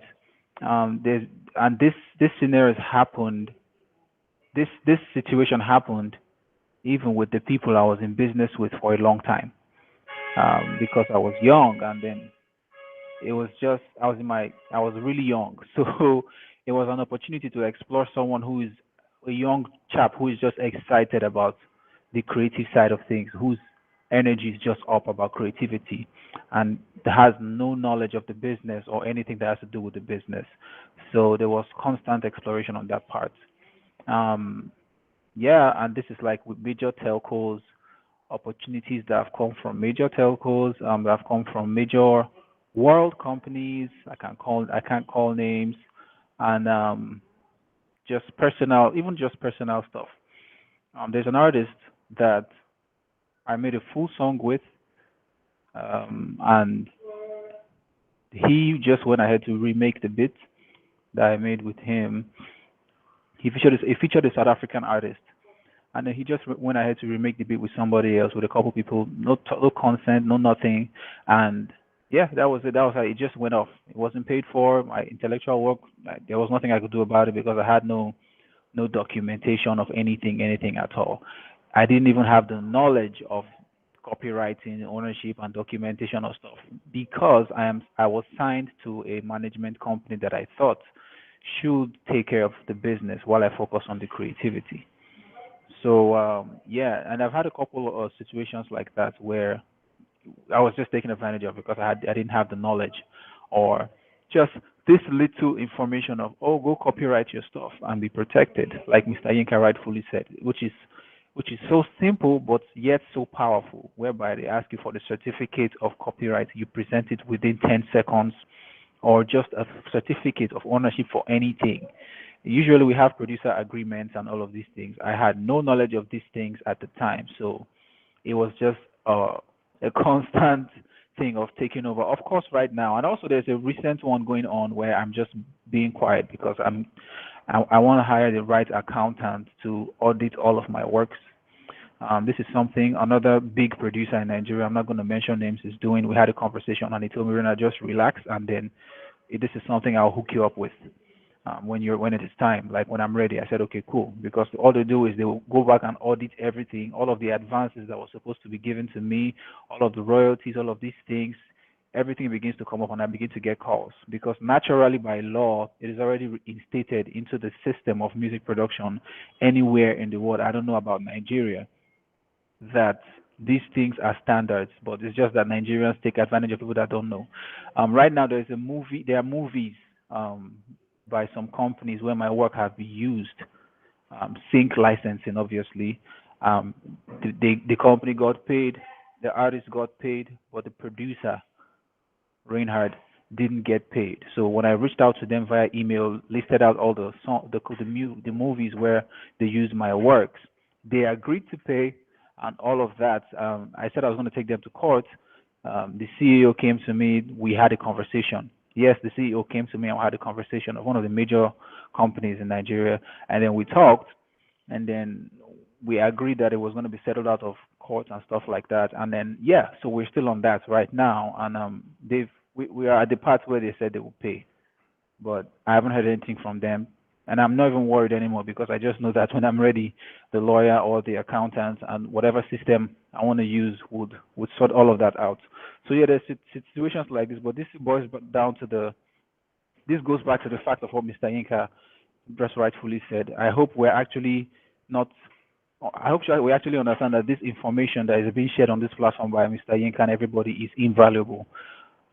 Like you have no idea the amount of money, millions that it would save you. That this information will save you. So yes, these are a couple scenarios, and it is really itching me to call names, but I can't. I really can't. These are huge names, and I don't want people to be shocked and have a different image towards people, because for me it's all a learning process, and I'm still pretty young, so I made mistakes, and I'm very attentive. I think I'll be the most attentive person. I think I can say I'm the most attentive person on this call, just soaking all the information in because I know how valuable these things are and how many years of failure this information can save you. So yeah, even though with all the achievements, I still know I have a lot to learn. I actually took a pause from music for I think about 3 or 4 years because I it didn't things weren't right. I didn't the ratio to my work and the ratio to the size of the fame these works get and the ratio to how the artists thrive off of this work financially, fame wise, everything shally, right? And to how my business wasn't correlated. So I had to take a pause and go back to study these things, learn all of these things. Like I said in my presentation, um, ignorance of the consequences does not exempt you from the consequences. So I understand that very much. So right from now on, I don't do anything without proper documentation, no matter how much it costs. It doesn't matter because, like Mr. Yinka said, the risk of not registering the work is way higher than if you register the work properly. So yeah, I hope this really blesses someone. Yes, it did definitely. I wow. um, for me, what I would say is concerning this issue is that in the few years that I started practicing entertainment law, I've had to do a lot of damage control, more than actually setting up, and that's more than my regular boring legal work. So especially when it came to musical artists, there was always trying to fix things. There was always backlog of issues, and hardly ever um going forward and saying, okay, this is how we'll do it now, that's how we do it. It was usually tackling a lot of mistakes that had been made in the past. So what I would say for all our attendees now is today is the best day to do what you should have done yesterday. So what I would say first is get yourself an entertainment lawyer or an IP lawyer as soon as possible. As soon as possible. And I will go on to explain the difference between an IP lawyer and an entertainment lawyer. So an IP lawyer is simply someone that focuses on intellectual property, and intellectual property cuts across tech, IP, agri, any even pharmaceuticals, medical, any kind of invention or creation of the mind that exists. But entertainment only focuses on the entertainment industry. So personally, I am an IP lawyer, but I focus on the entertainment industry. So I mostly introduce myself as an entertainment lawyer. They're not necessarily the same because an entertainment lawyer may not handle cases of like pharmaceutical cases. And an IP lawyer will not only focus on the entertainment industry, but whenever you are like stuck or anything, you can go for anyone because even if one does not have any idea of the entertainment industry, and let's say their own intellectual property is only about the pharmaceutical, agri, and other kinds of tech, they are in the best position to refer you to someone that focuses on entertainment law as opposed to a lay person. So I would say the next best thing you can do for yourself now is to contact an entertainment lawyer as soon as possible, and then you can start your conversation from there because the industry is filled with a lot of regrettable and preventable stories, a lot, and it can be quite sad and disheartening and heartbreaking. So I would say get yourself an entertainment lawyer as soon as possible. And for anyone that's interested in accounting or that has an accounting background or just any kind of financing background, I would say that this is the best time to come into intellectual property valuation. This is like a very huge hole, a huge lacuna in the entertainment space, also in the intellectual property space in Nigeria. An average person does not know how to measure how valuable their stuff is. Most people only think in terms of cost. How much did I spend bringing this thing from my mind to what it is now, to how popular it is now, or to how refined it is now. So because of that, a lot of people only think about the cost. And unfortunately, even the cost, they do not even think about the general cost, like our speaker from Talent X Victoria told us. She said that it's not just about monetary costs, but there's also personnel cost, human interaction, like relationships cost, people that will do you favors and the rest. A lot of times it's very easy for us to overlook all these things and take advantage of them because an average person may do something for you for free the first time, but they may not do so the second time. They probably only did the first time to just help you get along. And when you go and project to your investor that, oh, the only thing I bought was the equipment. I got everyone to work with me for free. And so that's the value of my work. What you're doing is that you're giving them a very low ball, and when they give you money for the next project, they will expect you to use that same amount of money to do it. So when you now come back and say, oh no, this time around I have to pay the staff, you're like, but why can't you do it the same way you did it the first time? What you're doing now is you're creating friction, you are creating false image, then they might even be suspicions on the operation and how you do things. So undervaluation is a very big issue. Overvaluation is also a huge issue because we're going to be raising a lot of hopes, a lot of expectations, and that is where intellectual property valuation comes in. So it is very important that if you are a lawyer, if you are an accountant, or if you have any interest in financing as a creative, please, it is very important for you to learn intellectual property valuation. And there's something very important that Tega said at the beginning of his presentation when he first started presenting. He said that it's not just enough for us to talk about it, because if we just talk about it, there will always be a conversation and nothing will get done. But we should also do something about it. And Larry's Cafe has proposed to do one thing, at least just one thing, to fill in this gap. We're going to be releasing a course on intellectual property valuation, teaching you how to prepare the report, teaching you how to prepare the report from the cost value, learning how to put the numbers to the cost value, the market value, the income value, and the intrinsic value.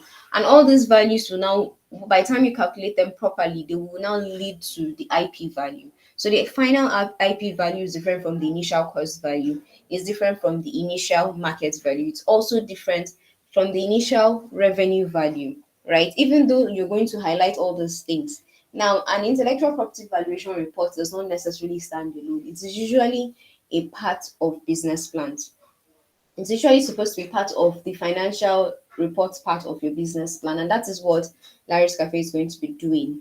So we are not just talking the talk, we're also walking the walk, in the sense that we're trying to teach as many people as possible. So after the webinar, we're going to send emails to everyone.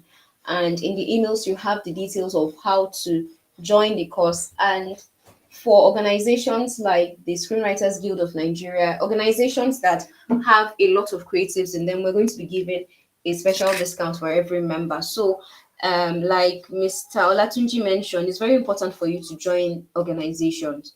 So, Larry's Cafe is going to be working with as many organizations as possible. Like we saw the list that we gave earlier, that Mr. Olatunji gave earlier. We're going to also have like a short summary of everything we learned to send to your emails as well. But in the meantime, everything that all those organizations, it's very important for you to join at least one, because we're going to be working with the organizations as opposed to individuals, so that we can help as many people as possible. So we want to teach an average creative how to prepare their IP valuation report. It's not enough that you know how to create a business plan. It's not enough that you can just get a random template for a proposal. It's actually very important that you can value your intellectual property from your house by yourself. Of course, a lawyer or an accountant will have better context, will have better understanding. They will more likely be updated on the new laws, on the new, if there are any new methods of calculations. But what this is going to give you is that it's going to introduce you to IP valuation, how and what an investor's expectations are, what a partner's expectations will be, what the government's expectations will be, so that by the time we start receiving a lot of funding, a lot of money is coming into this industry, then the government itself will take notice, not just take notice, but also implement policies that will favor us. But I emphasize implementation and not just creating them, because Nigeria is an expert at creating millions of policies that it will only give one announcement, let's say in Punch newspaper or on NTA News, and nobody will know about the existence ever again. So it may be there, but they may not implement it. But rather, what we're going to do is that we're going to teach you how to prepare this report, and hopefully to help you to be able to attract more money into the Nigerian economy. And once you do that, once this creative economy grows as its own ecosystem, as a system that has a very excuse me to use this word, tangible asset, even though intellectual property by definition is intangible. But when I say tangible, I mean recognizable asset, something that once you walk into a bank, they won't just say, when they say give me what's your collateral, and they only expect like property, real estate from you, or they expect like jewelry and other kinds of property. You also be able to show them, see, this is my copyright certificate. That's the proof that I own this copyright. That certificate itself will be your collateral at the bank. Or your trademark certificate, you can go and give them the original and say, hey, this is my collateral at the bank. Or you can give them basically, or maybe like even a contract that you've signed with investors, transferring ownership to you or to them, and you can say, hey, this is my collateral that I would like to give you guys in exchange for some money to be able to sponsor this business. Because another thing we should understand is that the entertainment industry is just that, it is an industry. It needs money to thrive, and it's not just your personal money you can be using. You need large volume of money to be able to push things far. And if someone like Dangote is still getting loans from the bank, even with how much money and revenue his companies are generating, how much more us? So it's very, very, very important that we learn IP valuation, and we learn it today, not yesterday, because yesterday is gone. We should have learned it already, but right now, like I said before, today is the best time to do what you should have done yesterday. And but before I go forward with more details on this course, I would like to bring up the issue of intellectual property insurance. So how can we insure our intellectual property, so that, let's say for instance, you are writing a part, you are a producer, Reinhard, and you are making certain beats. What if you lose all your data? How can you insure it? How can you ensure that, okay, yes, you're paying a premium somewhere, and if anything happens to your music, to your beats, to your studio, you can get your money back, or at least you can get a good amount of compensation that will be similar, not necessarily equal, to the value of what you have lost. So I'm not talking about just fire insurance, I'm not talking about accident insurance, but intellectual property insurance. Now, yesterday one of our speakers, Mr. Jerry, mentioned that there's a company he's going to share it with us, and we'll also send it in emails as well about a few companies that have decided to partner with some organizations in the entertainment industry. That's some of the organizations Mr. Olatunji mentioned as, like for example. So there are some organizations that are partnering with this um, insurance companies already that are willing to insure film sets, they are willing to insure musical assets, they are willing to insure different kinds of content. So I would like to ask us, is this something that we will be interested in using? This is a service, intellectual property insurance. This is something that we'll be interested in. Mr. Tega, please, can you answer? Well, a simple answer would be yes. But this will be dependent on how available it will be to a huge amount of creatives. Um, Huge amount being mostly the ones that are just starting out, that would be scared by probably insurance fees, insurance policies, which I know would not be a lot, but yeah, all of these things being new to them. And I say this from experience of when I started out, not understanding all of these things, right? But it's a huge need. One thing I'll add is it should come with the education of it, so it doesn't just come as an enforcement of.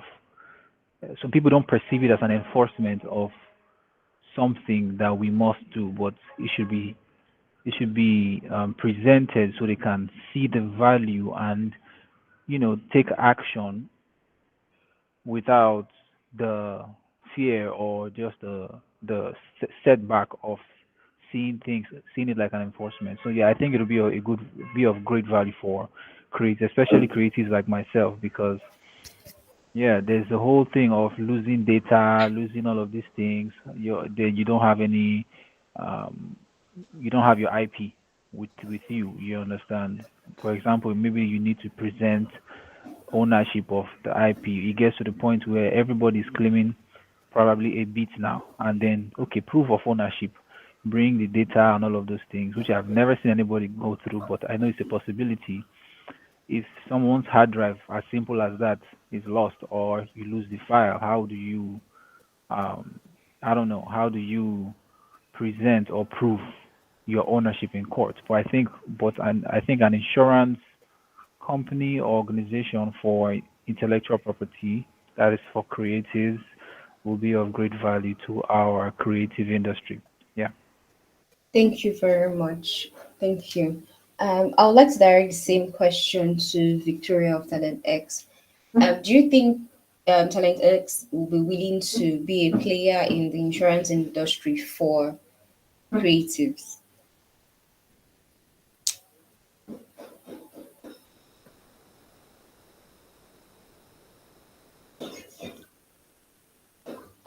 Hello, Victoria. Okay, before I think she may not be hearing us, but yes, what I would like to say about intellectual property insurance is that it's another big aspect of intellectual property as as a field in itself, and intellectual property valuation and how important it is. So I'll move on to intellectual property valuation career paths. Now, this is for the experts, people that want to serve creatives, people that want to serve the financial organizations, and people that want to serve the insurance companies that will be working in this space of investment. So, what I would say is that as a lawyer, as an accountant, or even as a creative yourself, you can go and study.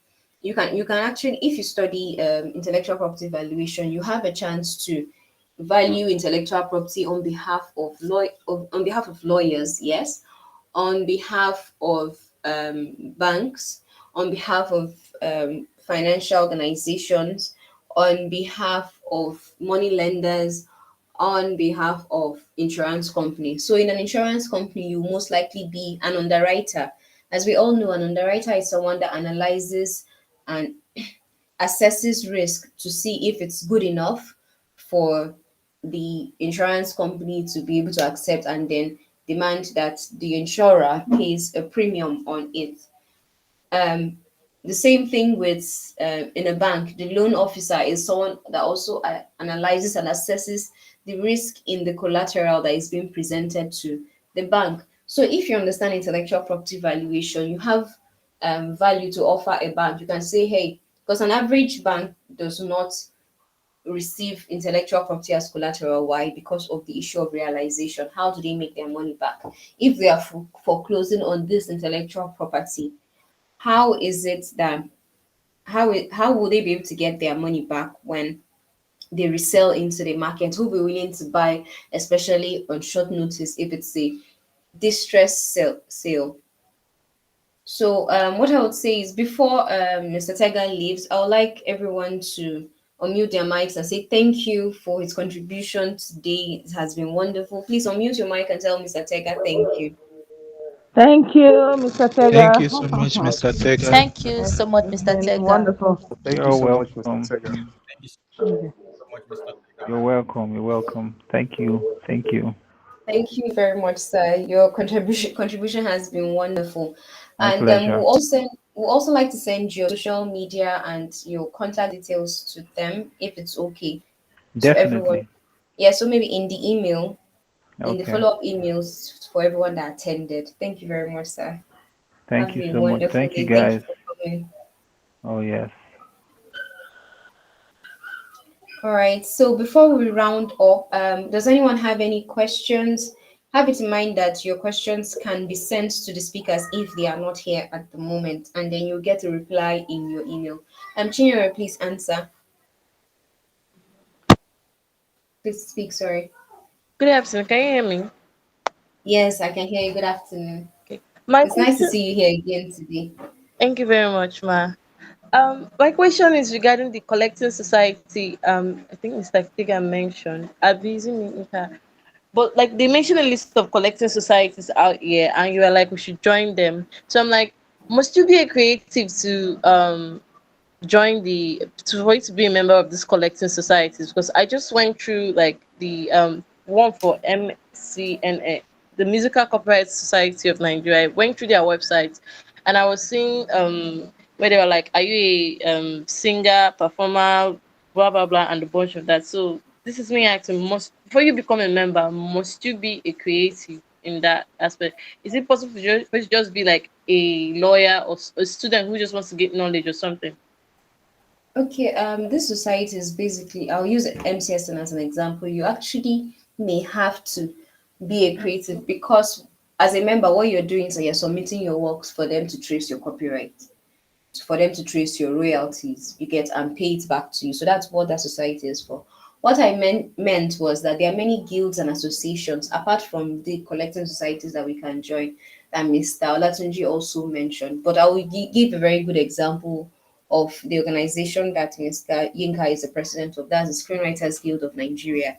So if you're a writer, join the Screenwriters Guild of Nigeria. If you are or I'll just give another perfect example is the Creative Industry Professional Association. We actually have the president on the call with us right here, Chief Julieta Ofuyeta. So I think what I will do is, as part of the email that we're sending, oh my God, the emails we're sending are going to be heavy. So as one of the emails we're going to send, we're also going to send, apart from like the thank you email immediately after this webinar, what we'll also send you the list of some of these organizations and the ones you can join. Now, this creative industries professional associations actually for people that are professional, so for lawyers, accountants, people that work with creatives. Of course, creatives can join too, but it's for every kind of professional in the creative economy. There are many others, like Screenwriters Guild of Nigeria is just for screenwriters too, and there are many other guilds and a lot of these guilds, when you get into tight trouble or anything, they'll help you out. And sometimes you can also give out your expertise to help other members.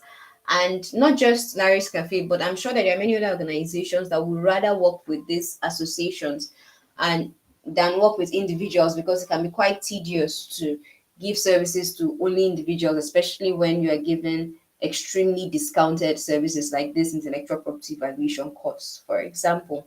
So I don't know if I've answered your question, but feel free to ask for clarification and anything. No, thank you very much. You have, ma. All right, thank you very much. Do we have any other questions? I think we may end up finishing quite early today. That's earlier than 3 p.m. Any other questions? Okay, what I'll say is next week, this coming week, we're going to have Instagram live sessions with even more speakers, especially one of our speakers that was supposed to be with us yesterday, and one other one that was supposed to be with us today that could not make it. So they are going to be speaking on IG Live. We'll also have Q&A sessions from, so if you're from a particular university, you can reach out to me and we'll have an IG live session, or even if you're a graduate, I don't mind. We'll schedule IG live sessions where you can ask as many questions as possible and we'll answer as much as possible, especially relating to the course. Now, unfortunately, the course is very comprehensive, so it's impossible to explain everything in the course live in like an hour or two or three. So, what's going to happen is that we're going to direct a lot of people to the course, and in the event that let's say you're not a member of any specific school, let's say you're a graduate or you're not a member of any association, you can also reach out and we'll find a way to put you together with a group so that you can also get a discounted fee on the course as well. But for everyone that attends the webinar, there's already an automatic discount. The details will be sent to you via email.